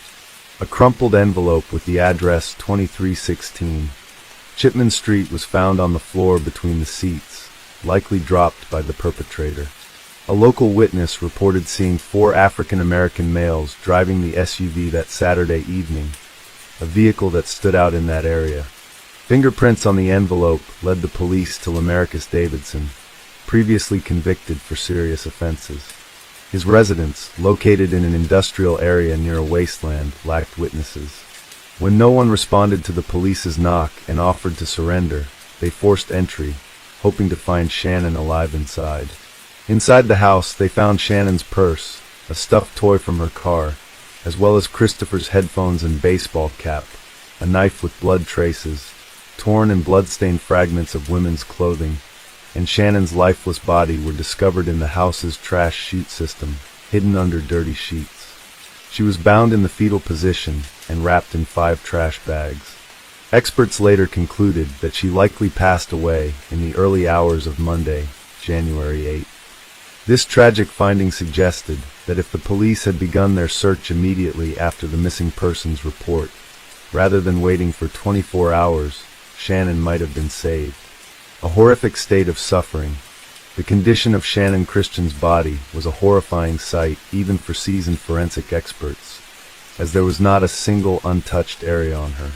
Shannon was covered from head to toe with bruises, abrasions, cuts, and cigarette burns. The numerous tears and injuries to her genital area, as well as her oral cavity and throat, indicated that she had been subjected to multiple assaults by several men. Shannon sustained a serious head injury and internal bleeding in the abdominal area, likely resulting from being kicked. Furthermore, the merciless assailants inflicted several penetrating, though not fatal, stab wounds on her and extinguished dozens of cigarettes on her skin. In a brutal attempt to destroy DNA evidence on her body, the perpetrators doused her with household bleach, paying particular attention to bleeding wounds and her genital area. She was also forcibly made to ingest bleach. After these torturous acts, Shannon, still alive, was wrapped in 5 trash bags and then shoved into a household trash chute, covered with sheets and rags. She slowly suffocated and bled to death, helplessly trapped with no chance of escape or calling for help. 5 merciless perpetrators. Lamarcus Davidson, in whose house the mutilated body of Shaman Christian and personal belongings of the deceased Christopher Newsom were found, was immediately declared a fugitive. The police also tracked down another suspect, Eric Boyd, whose traces were found at the crime scene. Boyd was apprehended on January 11th without resistance and agreed to cooperate with the investigation, claiming he wouldn't go to prison for crimes he didn't commit. Boyd revealed that Davidson was hiding in a vacant house listed for sale and personally led the police to the location. Davidson, unprepared for this turn of events, was caught off guard and offered no resistance. Notably, at the time of his arrest, Davidson was wearing sneakers that had belonged to the deceased student. During interrogations, Davidson tried to minimize his role, portraying himself as a victim. He claimed that the couple had come to his house looking to buy banned substances, but were caught up in a conflict with his acquaintances. Davidson insisted that he left to avoid involvement, and the subsequent brutal acts occurred in his absence. Further interrogations revealed 3 more individuals involved in the case. Davidson's friend, George Thomas, his half-brother, Latalvis Cobbins, and an 18-year-old woman named Vanessa Lynn Coleman. Once all 5 suspects were in custody, they were placed in separate cells and interrogated individually. Each tried to deflect blame onto the others, inadvertently revealing details of the heinous crime. Their fragmented accounts helped piece together the event's chronology and each perpetrator's role in the brutal act. A timeline of tragic events. Lamarcus Davidson, who had been released from prison on parole just a few months before these events, was desperately in need of money. He was involved in the sale of banned substances and urgently required a vehicle to deliver these to his customers. Davidson decided to steal a car from an underground parking lot, known for its lack of surveillance cameras, and headed there with his accomplices. Tragically, at that moment, students Shannon and Christopher were in the parking lot, arguing over Chris's delay.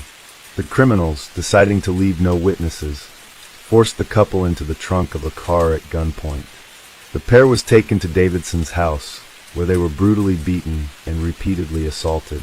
After midnight, a barefoot and undressed Christopher was again forced into the trunk and taken to the railroad tracks. He was ordered to walk on the stones before being shot twice in the back. His torment was ended with a final shot to the head. His body was then doused with a flammable liquid and set on fire, in hopes of destroying any evidence that could lead to the perpetrators. Having dealt with Newsom, the criminals returned to the house where Shannon remained bound. She endured horrific cruelty the next day, leaving her without a single uninjured area on her body. The sadists concluded their torture by dousing her with bleach and packing her, still alive, into plastic trash bags, where she slowly suffocated. The exact moment when young Vanessa Coleman joined the group was unclear. During interrogations, she claimed to be a hostage herself, participating in the torture out of fear for her life. However, Boyd indicated that Coleman was Davidson's girlfriend and willingly participated in the events, even taking some of Shannon's jewelry and mobile phone. Further, a personal diary found at Vanessa's home contained her descriptions of the horrors at her boyfriend's house, which she referred to as an exciting adventure. The initial trials and sentences. During the investigation, it was established that Lamarcus Davidson, born in 1981, was the leader of the criminal group and the primary instigator of the brutal acts against the innocent victims. Davidson tried to deflect blame and downplay his role in the atrocities, attempting to shift responsibility onto the deceased themselves. Davidson claimed that the couple came to his house to buy banned substances and later suggested engaging in rough intimacy with him and his friends, a situation he said spiraled out of control. Remarkably, the defendant's lawyers latched onto this version, attempting to tarnish the reputations of the deceased in court. The parents of the victims later expressed immense emotional anguish over these claims. Nevertheless, Davidson was found guilty on 40 counts, including assault, kidnapping, robbery, and particularly cruel and premeditated termination of life, among others. The jury unanimously decided that Davidson deserved the death penalty for his heinous acts. Latalvis Cobbins, born in 1982, faced the death penalty for his role in the torture, assaults, and involvement in the termination of life. However, he was ultimately sentenced to life imprisonment without the possibility of parole. George Thomas, born in 1983, received a similar life sentence for his involvement in the same crimes, with no chance of release. Eric Boyd, considering his cooperation with the investigation and assistance in capturing Davidson, was sentenced to 18 years of imprisonment. The relatives of both victims found this sentence outrageously lenient. As for Vanessa Coleman, born in 1988, the only female participant in the atrocities, the investigation proved her involvement in the torture, assaults, and in Shannon's tragic end. She was sentenced to 53 years in prison. Overturned verdicts and new hearings in 2011 while the criminals were serving their sentences and Davidson awaited execution. The case took an unexpected turn. The presiding judge resigned, admitting to a substance dependency. His ability to conduct trials was questioned, and his verdicts over the last 2 years were annulled, leading to new hearings, including the case of Christian and Newsom. A new judge scheduled hearings for all 5 individuals involved in the student's tragic end. After the retrials, Davidson's sentence remained unchanged. Death penalty. Tobins continued to serve his life sentence without the possibility of parole. Thomas, however, received a life sentence with the possibility of parole after 51 years. Vanessa Coleman's sentence was reduced from the original 53 years to 35 years. Her appeal in 2014 was rejected, and parole was denied in 2017. In 2020, the parole board decided she would remain incarcerated at least until April 2032. Eric Boyd's situation changed most dramatically. Originally receiving a relatively short sentence for cooperating with the investigation, his involvement in the assaults and tragic end of both victims was later proven.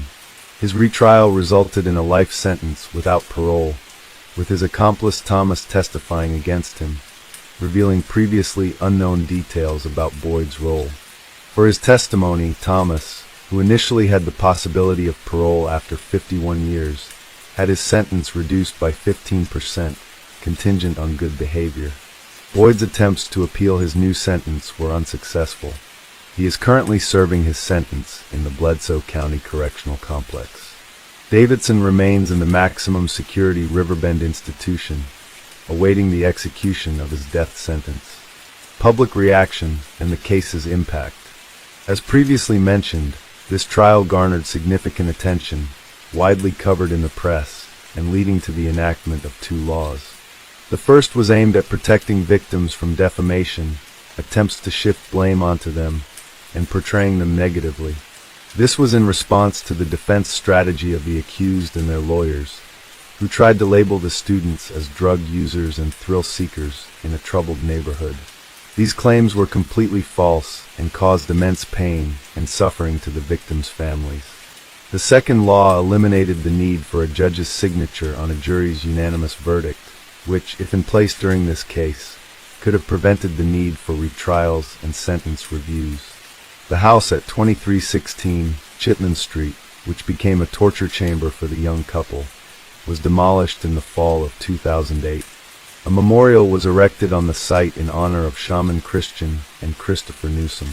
In memory of Christian, a golf tournament and a Christian charity foundation were established, providing support to victims of violence. Similarly, a foundation in Newsom's name was created, holding annual memorial baseball tournaments at Halls Park, and awarding a scholarship named after the deceased student and former baseball player.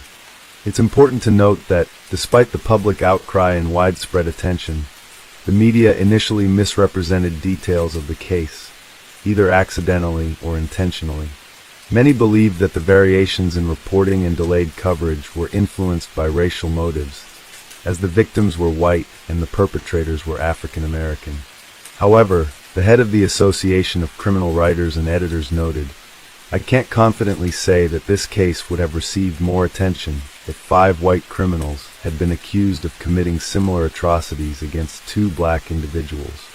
Additionally, the Knoxville police chief stated that there was no evidence to suggest these crimes were committed based on racial animosity. Duncan had attended UK boarding school and, like his father, joined the army, training in signals. He'd been engaged to a UK woman, but ended it before being posted to Germany, where he met Penny. Dazzled by Penny's beauty, Duncan was rude at first, but later adored her. A few months on, he plucked up the nerve to visit, and they became an item. They fell fast, spending all the time they could together. In '83, Duncan was reassigned to the UK, and before departing, he asked Penny to marry him. They wed the next year, when she was 18, and he was 23. The couple relocated to Wiltshire, with Duncan enrolling at the Royal Military College, while Penny pursued her studies. Their newlywed years were blissful, marked by shared adventures, travel, and a mutual passion for diving learned on vacation. Eventually, Duncan received a posting to Northern Ireland at the height of the Troubles. Penny accompanied him, which was an unusual step, as most British Army wives stayed in the UK due to the dangerous and volatile situation. They settled in County Armagh, the smallest county in Northern Ireland, home to Lough Neagh, the largest freshwater lake in the UK and Ireland. In February 1990, Duncan and Penny decided to set up an Army diving club to expand their social circle. Duncan was the more confident diver, providing instruction, while Penny handled the administrative work. One of the members who joined to learn diving was a young woman named Susan Christie, a petite soldier and member of the Ulster Defence Regiment, UDR. Susan was the daughter of a non-commissioned officer in the UDR, and it was said that she had her father wrapped around her little finger. She was very driven and planned to follow in her father's footsteps, joining the UDR before her 21st birthday. She was initially part-time, but excelled as she was a perfectionist, which suited Army life. She was an attention seeker who flirted skillfully to captivate men, but never went too far. Yet, she'd pout and act like a brat if denied that spotlight. This behavior only intensified when she joined the diving team. Susan flirted with Duncan, a married man, and they began a physical affair. Though Duncan claimed it was just a fling, and he loved his wife Penny, their relationship escalated, with Duncan taking Susan's virginity and them meeting for sex in secret. Penny suspected Susan and Duncan's behavior, though she lacked proof. Trusting her intuition, she watched them closely, hoping the situation would resolve itself. However, Penny's optimism would prove misguided, but Susan's behavior around Duncan, particularly in the diving circle, became unpredictable. Susan was jealous of Penny as she treated her horribly. She was rude and would ignore Penny, even if she was to even just say hello. It wasn't enough for Susan to have Duncan in the palm of her hand. She would also try and make Duncan jealous if they all went to the pub after a dive, and she wasn't sitting next to him. She would flirt with the other soldiers around them.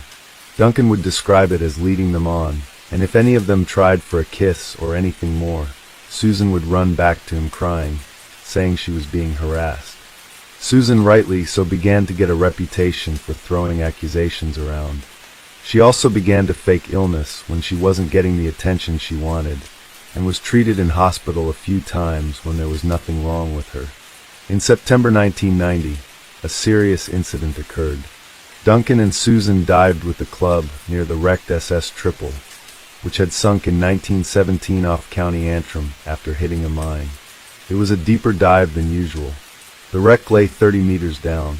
Duncan, the cautious leader, had all stopped mid-ascent for 2 minutes to avoid decompression sickness. When they surfaced, he warned that anyone feeling unwell should contact him or a supervisor. Everyone, including Susan, said they were fine. The next morning, Duncan received a call that Susan was, to no one's surprise, unwell. She had joint pains, a symptom of the bends, so Duncan took her to a specialist. Though she could walk to the car and into the clinic, when left in the waiting room, she dramatically collapsed and needed a nurse's attention.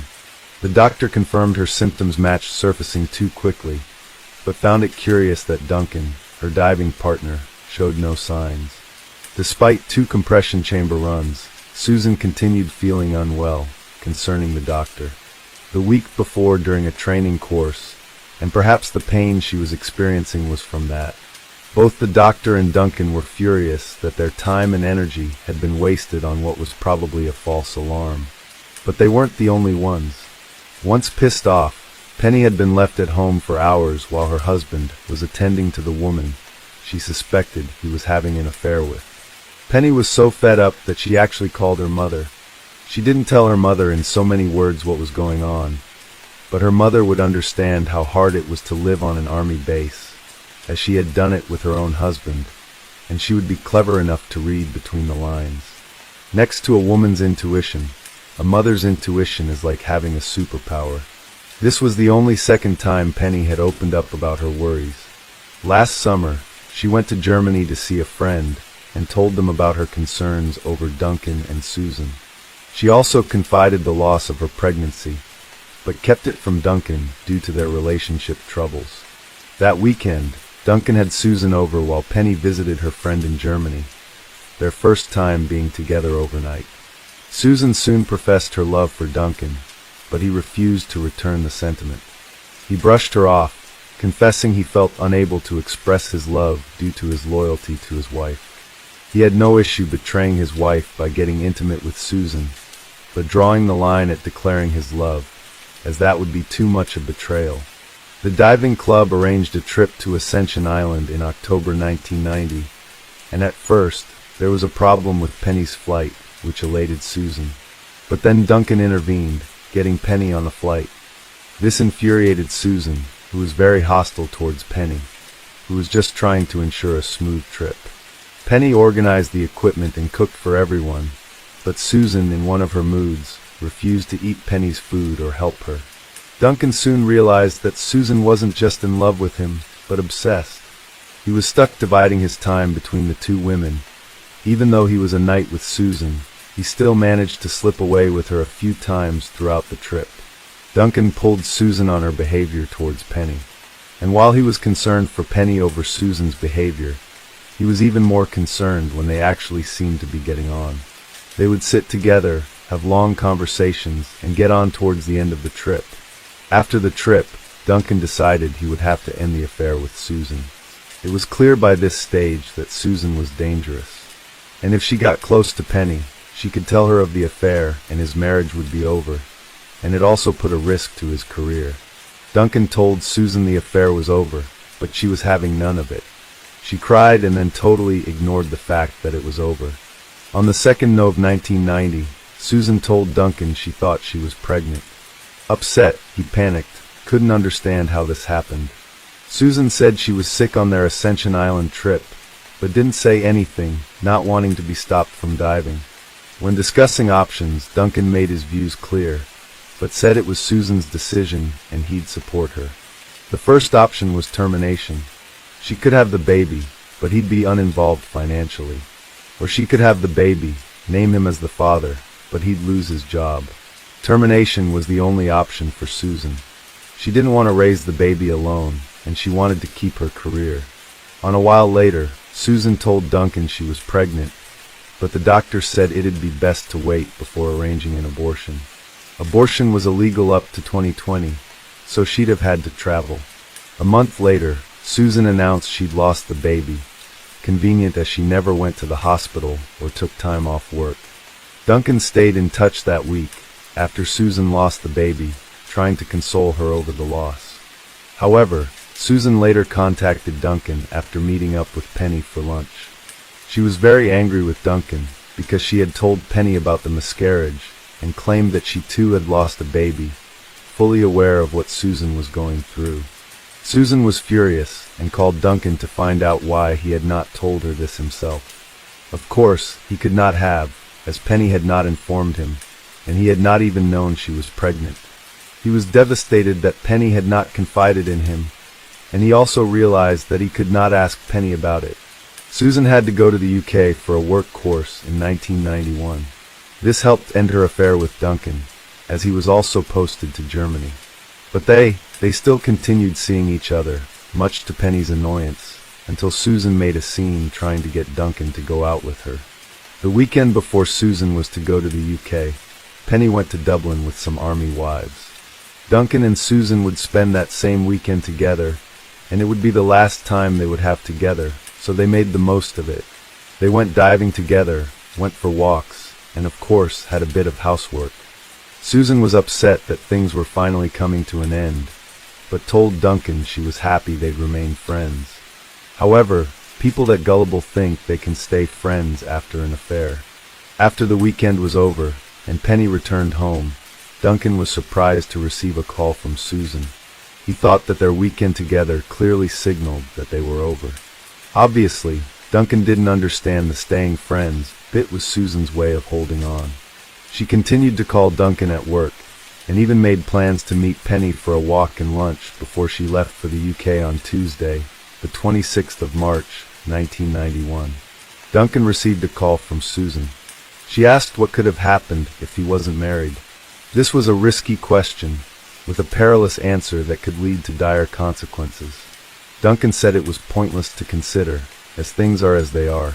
He noted they'd face other challenges, as she's a soldier and he's an officer, and their relationship was prohibited in the army, even if she was commissioned, as she was stationed in Northern Ireland while he couldn't be there long term. Susan agreed, and was upset by the truths he shared before ending the call. The following day, Wednesday the 27th of March, Penny dropped Duncan to work and headed into town, as she had to drop some stuff off at the Army Run shop, and then later go to meet Susan for their walk with the dogs and lunch out. This morning would be the last time Duncan would see his beautiful wife alive. Penny also had to prepare for a visit from her parents, and was busy at home getting things ready.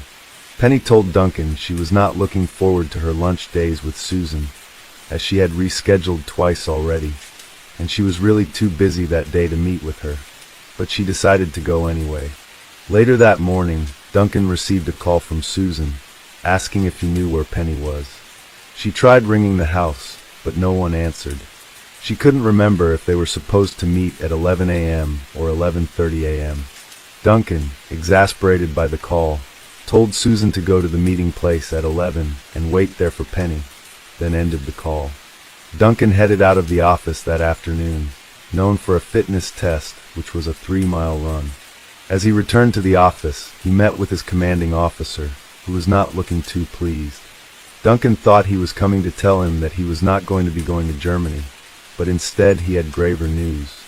He sat Duncan down and told him that Penny was dead. At first, Duncan could not take in the information. His commanding officer continued to tell him about the circumstances of Penny's death. It became more real. Penny was out for a walk in John Cara Forest and collapsed with her dogs and was attacked. He was told that there was another woman with her, and she was injured and brought to the hospital. Duncan knew straight away who this woman was, but that didn't concern him straight away. He knew Penny's parents were to arrive in a few hours, and he would have to break this devastating news to them, and also had the ordeal of telling his own parents. The police secured the area where Penny's body was found, and they took witness statements from a family who had been having a picnic nearby. When Susan emerged from the forest, crying, screaming, and bloodied, she was unable to stand properly, and her hands were covered in blood. Her clothes were ripped, and she had scratches on her face and a stab wound to her torso. The woman of the family went to help Susan, and her husband went to call the police. Susan meanwhile begged for someone to find Penny. After she explained that they were both attacked by a man, and she had managed to escape, but that Penny was still in the forest, the police arrived and went into the forest. A local doctor treated Susan for her injuries. They followed the trail, and soon found Penny lying on the forest floor, covered in blood, and her throat had been cut. This is where she bled out and died. Susan was brought to the hospital and treated for her scratches and stab wound, then sent home. That night, Duncan rang her to see how she was, and to ask her what happened. All she kept saying was sorry, and that she tried to help but couldn't. He agreed to go see her after seeing Penny. Susan offered to go with him, and was very insistent, but Duncan said it was something he had to do on his own. The following day, he visited Susan at her home, and she again tearfully kept apologizing to him for not saving Penny. Duncan, as usual, believed since crocodile tears and told her it wasn't her fault. Susan told him what happened. Penny and Susan met up as planned. They went for a walk in the forest on a lovely day. Susan stopped to tie her shoelaces, while Penny went ahead with the dogs. Penny's dogs started barking furiously, and Susan saw a man standing over Penny on the ground. Penny was bleeding, and the man had a knife. The man then attacked Susan, pulling her, knocking her down, and trying to take her clothes. Susan kneed him, and then went to Penny's aid. Susan couldn't stop Penny's bleeding, and the man had fled the scene, so she ran to the car park. The attacker was of average height, had brown hair, blue eyes, and was wearing a green jacket, blue jeans, and white sneakers. The police visited Susan's house and requested her to go to the forest where she and Penny were attacked. The police suspected Susan was withholding information, and they were right. Susan and Duncan did not disclose their affair to the police, as they agreed it was irrelevant to Penny's case. They agreed to keep quiet about the affair if the police found out. The police questioned Susan extensively at the station throughout the day. She complained that the officer was not courteous, but Duncan said that's how they gather evidence. Susan felt she was mistreated, and that the police were against her. She told Duncan they would speak to a friend who knew about their affair, which worried him. Duncan tells Susan that the police are searching for a white car and a description of the perpetrator. This is a relief for Susan, since she is not the only one who saw the man she described. Overnight, Duncan thought he should approach the police and tell them about the affair. He also felt it would save time, and they would focus solely on finding who killed Penny. Duncan wasted no time in contacting the police, providing them with a comprehensive account. The authorities had little need for further questioning, merely inquiring about his familiarity with Drumcara Forest and Susan's recent visit. Duncan denied knowledge of the former, but acknowledged the latter, requesting discretion regarding the Army's involvement, which the police stated was not feasible. He was instructed to return to Northern Ireland following Penny's funeral in England. When he arrived in England, his father picked him up at the airport, and he told him about the affair on the eve of Penny's funeral. He knew that Susan had been arrested for Penny's murder. Now he had to tell Penny's family about the affair. He called Penny's parents and told them everything. They were kind during the funeral the next day, even letting Duncan sit next to them. There are better people out there than some, and I see that with the families of victims, especially the parents. Meanwhile, Susan was being questioned, and she had stuck to her story throughout. The police told her that Duncan had confessed to their affair, and Susan began to deflect and change her story. Suddenly, she had memory loss and could no longer remember what happened that day in the forest. The police were watching Susan's behavior throughout, and noticed that she seemed to like the attention she was getting during the interviews. She ate everything that was put in front of her. She tried to befriend the female officer that was assigned to the case. This was not the typical behavior of someone who had witnessed the brutal murder of their friend and then implicated in us. When questioned, Duncan was asked about his relationship with Susan and whether he and Penny had an open marriage. Police also asked if Penny didn't help Susan in an accident during a dive, and if Duncan forced Susan to terminate a pregnancy. Susan claimed that Penny had provoked her that day, causing her distress and a blackout, after which Penny was found dead. Police believed that Susan was withholding the full truth, possibly to cover for Duncan. They also questioned why Duncan had conspired with Susan to cover up the affair, unless he had something to do with it. Why had he spent 2 days with this supposed ex-lover following the news of his wife's death? Duncan flatly denied everything, and his statement was prepared, and he was released.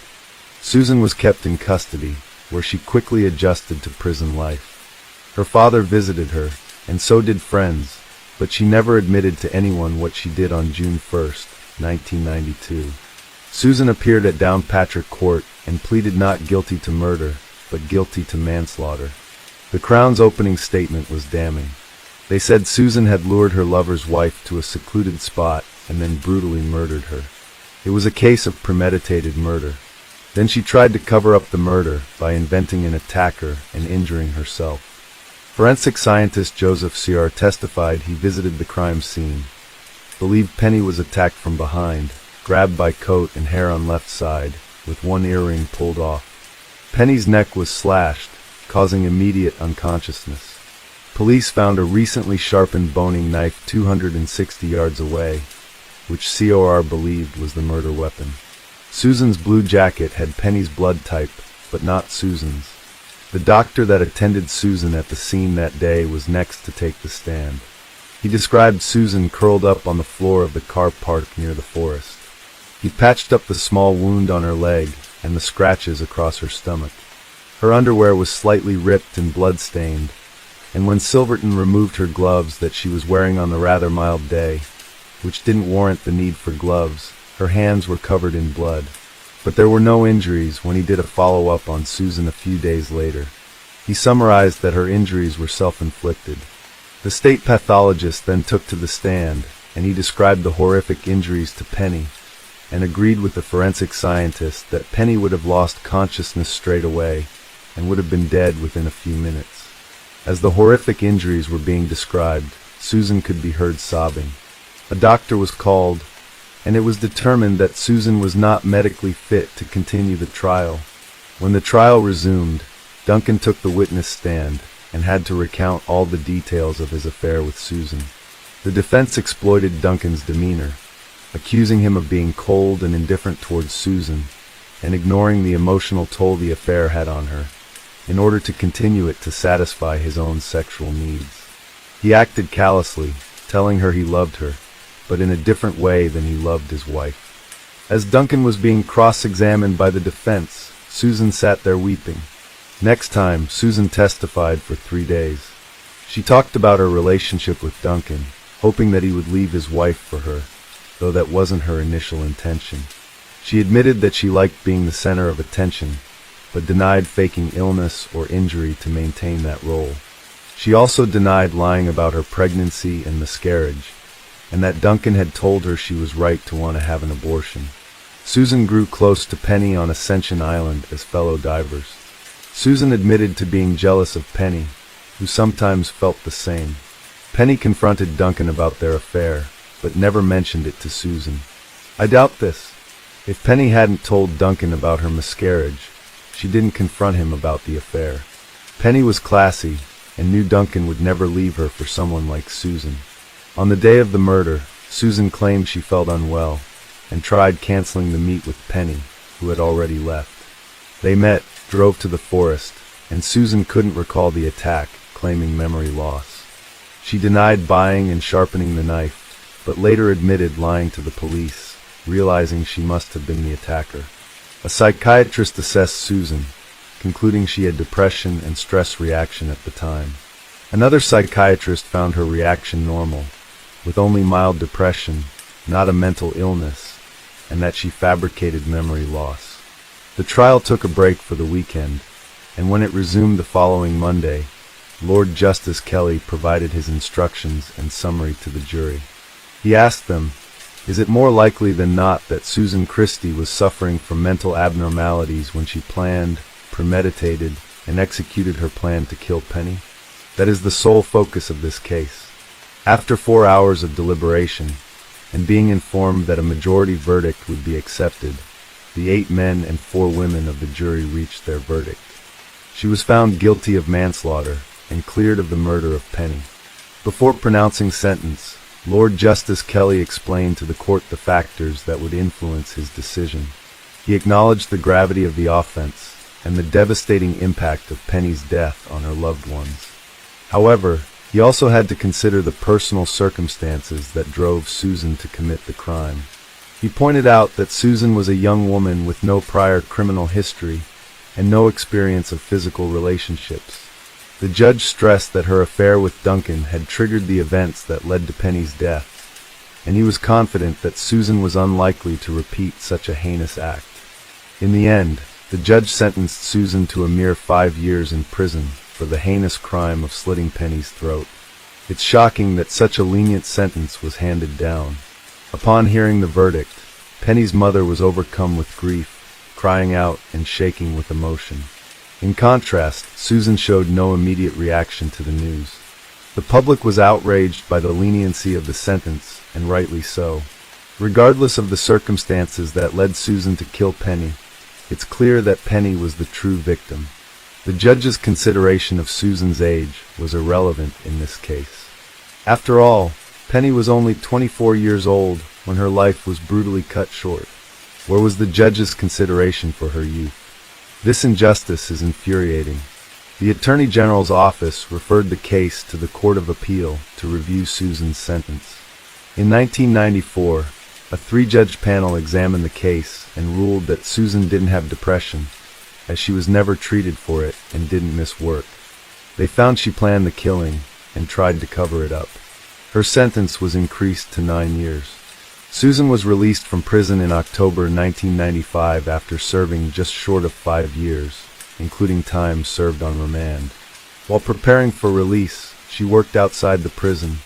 One of her colleagues described her as a man-hungry schemer, and a businessman that had worked with her since she fully left prison described her as the most manipulative person you were ever likely to meet. I wouldn't trust her as far as I could throw her. Duncan never visited her in prison, and she was dishonorably discharged from the army. It is said that she changed her name and disappeared. Hello friends, welcome to our channel. Today we're going to take a look at another horrible case with you.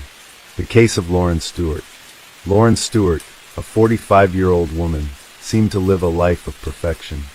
She was a devoted wife to Dan, a caring mother to her adult children, Stephen and Bethany, and it appeared that she had been blessed by fate. However, in the weeks leading up to her unimaginable act, she ventured into a dark world, exploring disturbing content on YouTube and researching methods to end her own life, eventually becoming skilled in the use of a Glock handgun. Lauren Devine. Stewart was born on January 9, 1973, and she spent most of her life in Michigan. Her work history included part-time personal training at the YMCA in Farmington Hills and occasional house cleaning.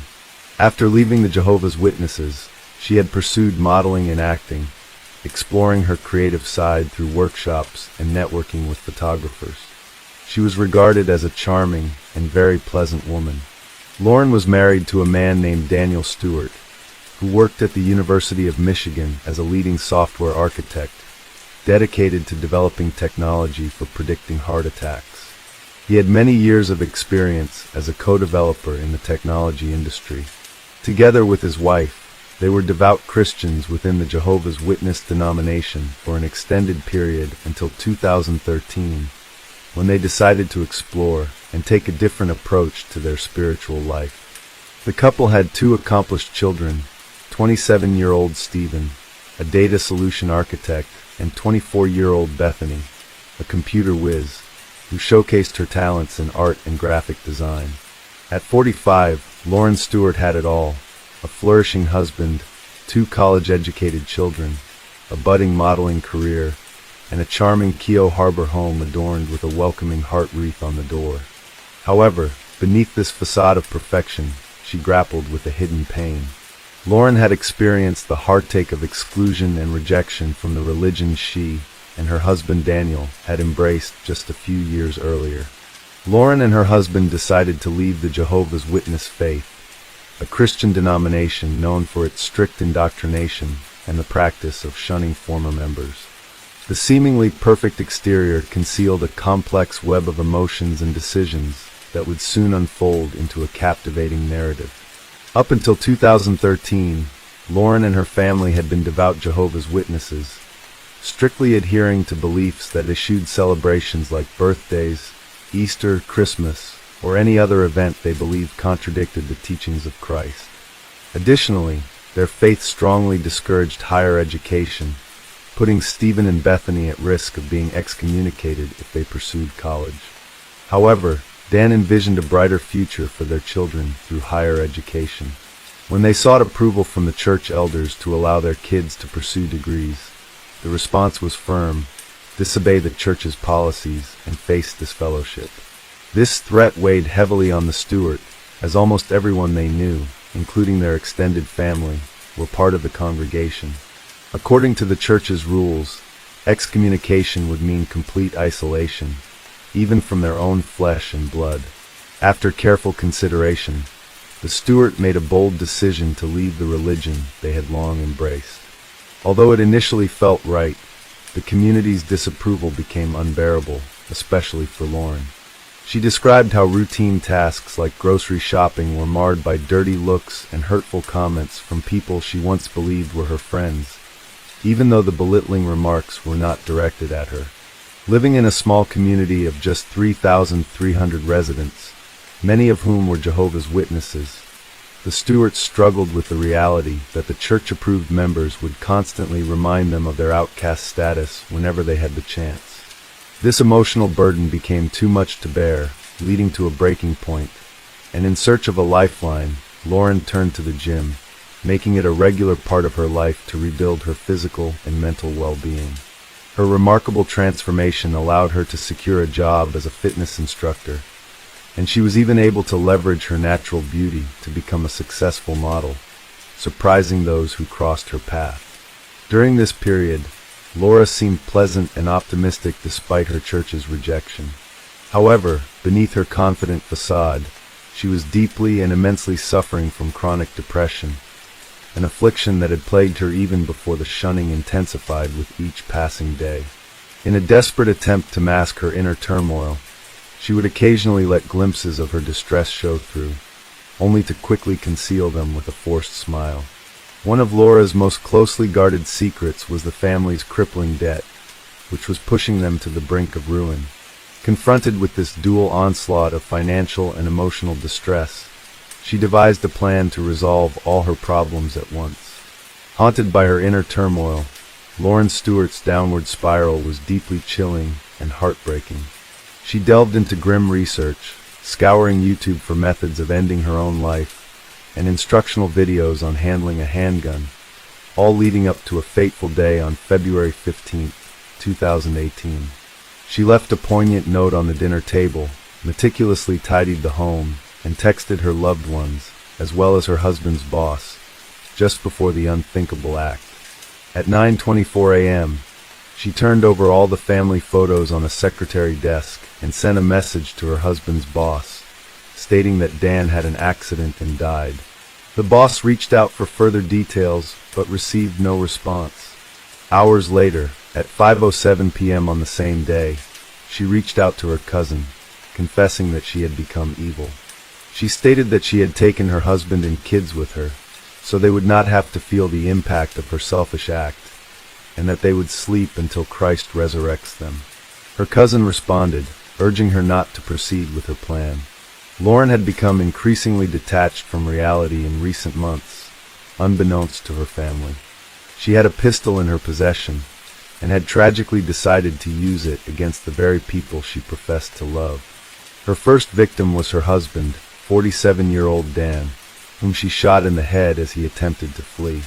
With her most significant threat eliminated, she went upstairs to her 24-year-old daughter Bethany's room, where Bethany was asleep, and ended her daughter's life without hesitation. Next, her son Stephen, who lived in his own place across town, unknowingly arrived at the family home, lured by false pretenses. With his back turned, unaware of the imminent danger, Lauren, the mother he loved, shot him at point-blank range. The horrifying scene didn't end there, as Lauren took the life of the family dog, placing its body in the bathtub. A neighbor had heard these shots, but assumed someone was slamming doors. The house became a chilling temporary morgue, and Lauren meticulously tidied up. The darkness culminated as Lauren turned the gun on herself, using a method she had researched online. The cousin who Lauren had texted tried texting her back, but Lauren never responded. The next morning, on February 16th, the cousin went over to her house with a friend, and when they received no response at the door, they contacted the police for a check. When the police arrived at the house that morning, the kitchen was organized, the refrigerator was stocked, and handwritten labels were on various items, with a calendar hanging on the refrigerator. Their discovery began with the family dog in the bathtub, triggering a chilling response from the officers who feared there was an active shooter. They found Stephen Stewart on the floor, believed to have been shot while seated on a chair in another room. Bethany lay lifeless, shot in her sleep with a pillow, muffling the sound. Dan Stewart was discovered on the basement floor in front of a couch, his right hand still in his jeans pocket. The slightly pulled white pocket liner on his left pocket suggested he was standing when he was shot, and attempted to react, thus pulling the pocket liner. Upstairs, Lauren was discovered at the base of the stairs, a pistol by her side, her self-inflicted wound between the eyes echoing her online research. Two notes were found on the dinner table. One was for the medical examiner, while the other, a chilling suicide note, exposed Lauren's inner turmoil. She wrote, "I allowed evil into my heart when I chose not to accept God's free love, and it made me sick inside. I killed my family because I know my death would stumble them. At least now they will not suffer, and will be resurrected to life forever in peace." As the police investigated the Stewarts' lives, a complex and puzzling picture began to emerge. Interviews with family, friends, and neighbors described the couple as reclusive, with a sense of estrangement after leaving the Jehovah's Witness church. Lauren's past was marked by her own personal challenges, and some family members said she suffered from depression, which was further exacerbated by the demands of motherhood. In recent years, she became increasingly fixated on religion, often engaging in impassioned outbursts. Her family members, including her father and sister, revealed the extent of the emotional distance that had grown over time, and they had not spoken to her in years. Her mother had passed away when she was 13 years old. Estranged for years, they saw Dan as the catalyst pulling Lauren away from them, and never really cared about him. They also shared troubling insights about the couple's mental health, characterizing their relationship as a fusion of mutual distress. To those who knew Lauren, her defiance of the Jehovah's Witness faith marked her as an apostate, a label that spoke to her outspoken opposition to the organization and her decision to leave it. The heart-wrenching tragedy left a deep scar on the lives of those who knew the family intimately. Joyce Taylor, a longtime family friend, was visibly shaken, believing that the murders were a direct consequence of the Stewarts' rejection by the Jehovah's Witnesses. Taylor and other former members shed light on the harsh reality of leaving the faith.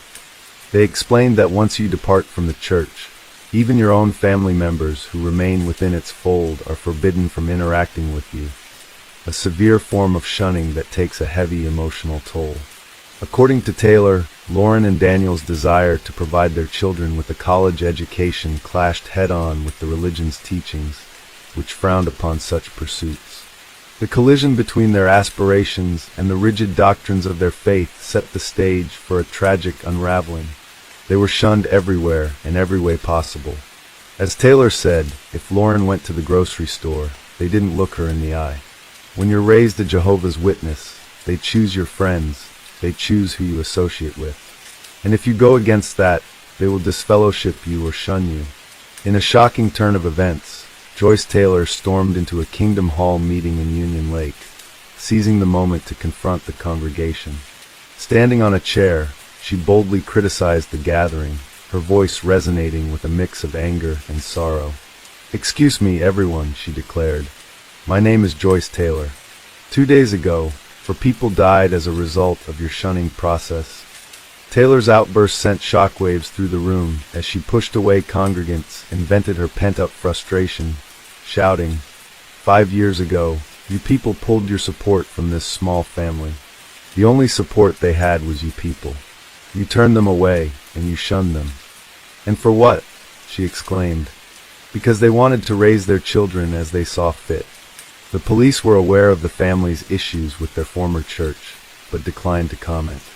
Police records detailed how Lauren had recorded a poignant 2-minute video on February 6th at 11 p.m., explaining the depths of her despair.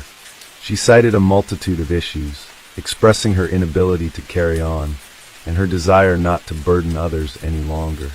Abandoned by her church family, Lauren found herself drowning in a relentless sea of despair, with what she believed to be the only escape, death. Convinced that ending her own life was the solution to her unbearable suffering, she made the agonizing choice to also take the lives of her loved ones, sparing them what she perceived as the inevitable shame and suffering that her actions would bring upon their household. Police records painted a grim picture of Lauren's mental state in the lead-up to the tragedy, noting her unmistakable signs of severe depression and increasingly abnormal behavior. It appeared that she had immersed herself in a personal interpretation of religion, intensifying her depression. Shockingly, she never sought professional help or counseling, and no prescription drugs or alcohol were found in her system. However, traces of marijuana were discovered not just in Lauren's system, but also in her husband and sons. The police investigation unraveled a complex web of factors contributing to her devastating actions. Loneliness, the severed ties with family and friends over religious differences, and deep-seated emotional scars stemming from alleged childhood sexual abuse, all converging to amplify her anguish and ultimately driving her to commit the unthinkable. In a striking testament to the estrangement within the family, Lauren's sister's response spoke volumes. She exhibited a somber demeanor and expressed a surprising lack of surprise when hearing the news of her sister's actions, demonstrating just how far Lauren had drifted from her own sister, who even showed little regret about the tragedy. While the motives behind Lauren Stewart's horrifying actions may have been due to the profound isolation imposed by her former church and her childhood trauma, it begs the question, could things have taken a different turn had she reached out for help when she felt suffocated by her circumstances? Tragically, rather than seeking counseling or professional guidance, Lauren chose a path of self-destruction with devastating consequences for all involved. As we reflect on this heartbreaking tale, our thoughts are with the victims whose lives were tragically cut short and the loved ones they left behind. Today we're going to take a look at another horrible case with you, the case of Savannah Gold. In 2017, Sherry's world was turned upside down in Florida when her daughter Savannah failed to show up for work at the restaurant where she was employed. Sherry was unaware that this ordinary day would be the last time she'd see Savannah. An hour later, the restaurant called Sherry to inform her that Savannah hadn't arrived for her shift, which was unusual since she had never missed work before. However, the events that unfolded after that call were even more bizarre.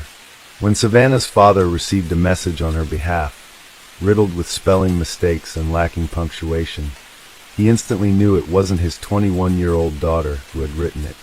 The impersonator claimed Savannah had met an amazing guy, fallen in love, and decided to elope with him, promising to call later. Savannah's father, Daniel Gold, carefully read the text message, paying close attention to its content. He knew his daughter well, and was convinced that running away with her boyfriend was out of character for her. While Daniel studied his phone screen, trying to make sense of the message, Savannah's older brother Chris received a similar text saying she was leaving with her boyfriend and that she was okay. Daniel's instincts told him something was wrong, so he immediately started calling his daughter's phone, only to find it turned off. Savannah Page Gold was born on April 26, 1996, to Daniel and Sherry Gold. She lived with her parents and older brother Chris in Jacksonville, Florida. Savannah enjoyed various hobbies, including playing lacrosse, drawing, and dancing. Those close to her believed she embodied her last name, being a loving, kind, and caring person always willing to help others. After graduating from high school, Savannah turned down a college scholarship for art and design to care for her mother, Sherry, who had been diagnosed with cancer and was undergoing chemotherapy. To support her mother, Savannah took on household responsibilities and also worked as a waiter at Bonefish Grill, a restaurant. By the summer of 2017, she had been working at the restaurant for 2 years.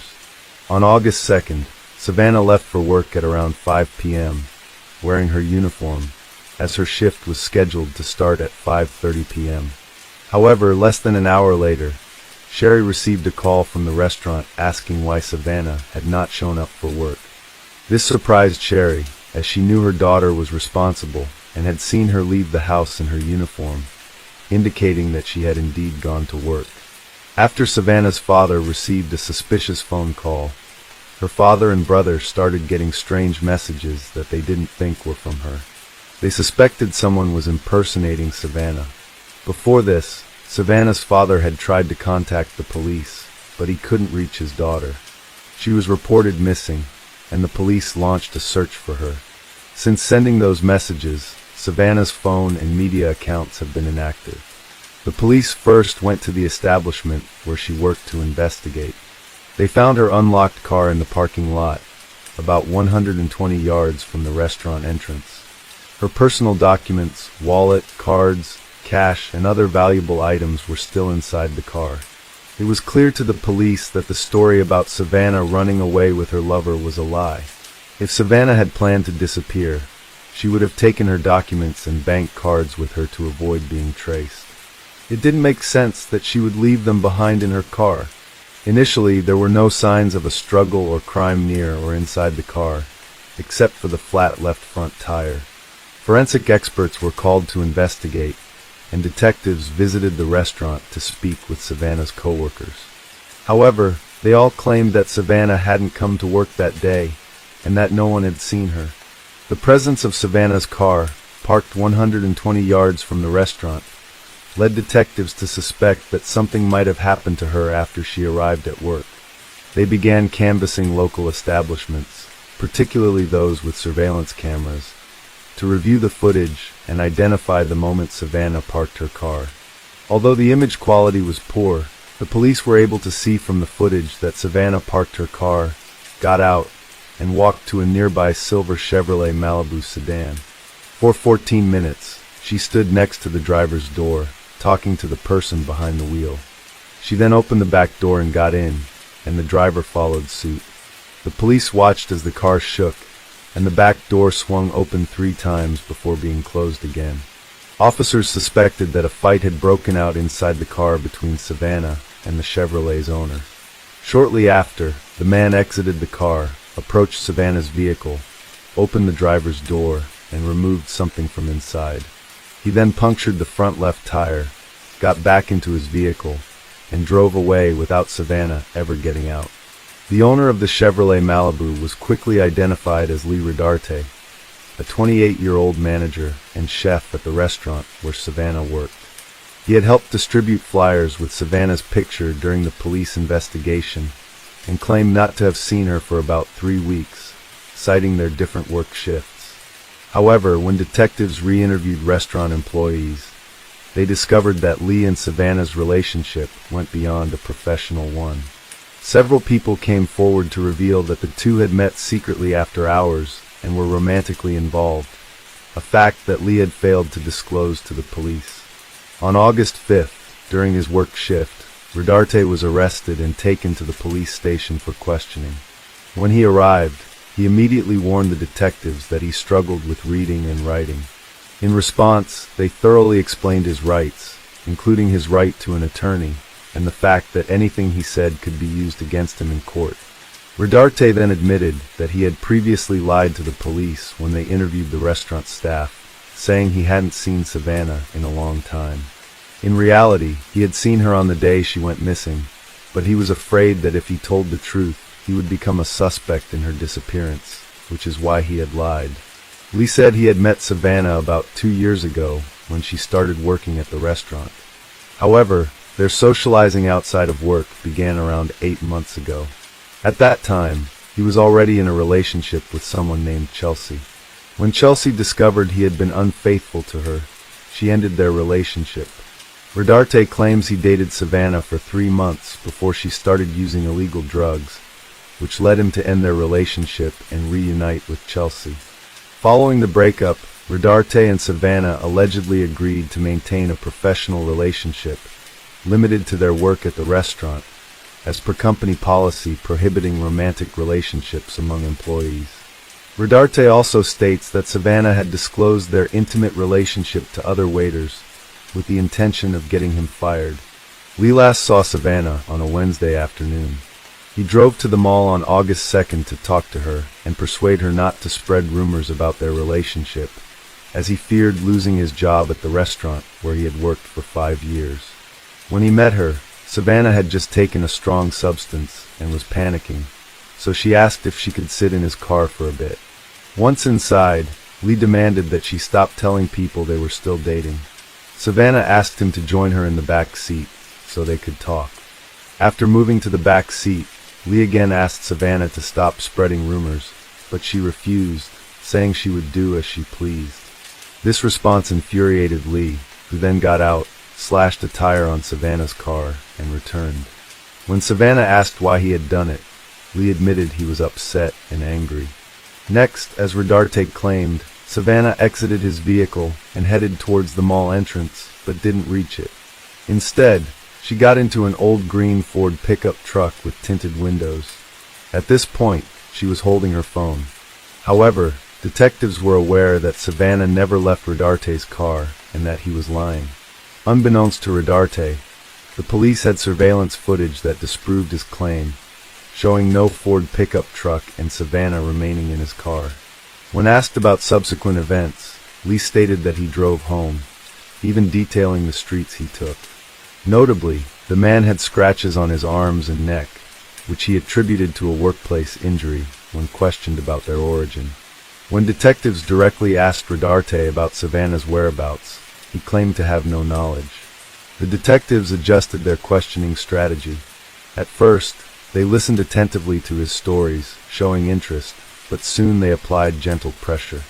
They informed him straightforwardly that evidence contradicted his claim that Savannah had exited his car.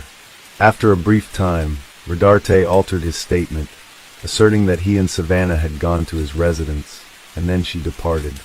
The detectives remained skeptical and urged him to reveal the entire truth, considering Savannah's family's well-being. Rodarte ultimately admitted to fatally snapping Savannah's neck during a backseat argument in his vehicle. Following their departure from the parking lot, he sent messages to Savannah's father and brother from her phone before discarding it out the window. Rodarte returned the body to his intending to dispose of it by fire, but he soon discovered it wasn't as simple as he thought. Instead, he dug a hole and buried the body, only to later exhume it, wrap it in a blanket, and drive approximately 8 miles from the restaurant to a nearby pond, where he discarded the body. Although the autopsy couldn't determine the exact cause of Savannah's death, the examination revealed that her neck wasn't broken, as Rodarte had claimed, and no illegal substances were found in her body. However, forensic experts discovered that the thyroid cartilage in Savannah's throat was fractured, suggesting strangulation, and roughly 75% of her body exhibited fire damage. Despite confessing to the crimes, Rodarte maintained his not guilty plea on charges of second-degree murder, tampering with evidence, and abuse of a dead body. The autopsy revealed that the condition of Savannah's body was too compromised to determine an exact cause of death. Contrary to Rodarte's claims, her neck was not broken, and no illegal substances were found in her system. However, the autopsy did indicate that Savannah was strangled, as her thyroid cartilage was broken, and approximately 75% of her body had been burned. Rodarte's confession was revoked at trial, where he claimed he acted in self-defense, alleging that Savannah had initiated the strangulation. This reversal put Savannah's family through additional trauma, forcing them to attend numerous court hearings. Cher Gold, Savannah's mother, has battled recurring cancer during this ordeal, but she remains committed to attending every hearing alongside her family. They have been present at 26 out of 27 hearings, enduring the emotional toll of facing Rodarte, the man responsible for their daughter's death. The family's primary concern now is to bring this painful process to a close and secure justice for Savannah. Lee Rodarte was not the only family member to be charged with murder. In 2016, a year before Lee committed his crime, his sister Amber Camarillo, then 26, and still known by her maiden name Rodarte, shot and killed a woman during a dispute over a car. She received a 20-year prison sentence. Lee Rodarte was offered a plea deal, which required him to plead guilty to second-degree murder in exchange for a 40-year prison sentence. In return, the charges of tampering with physical evidence and abuse of the body would be dropped. After consulting with his attorneys, Rodarte accepted the deal and was sentenced to 40 years in prison on March 11, 2021. Following the verdict, Savannah's family expressed gratitude to everyone for their support. Daniel Gold stated that they loved Savannah and were overwhelmed to discover how many others also cared for her.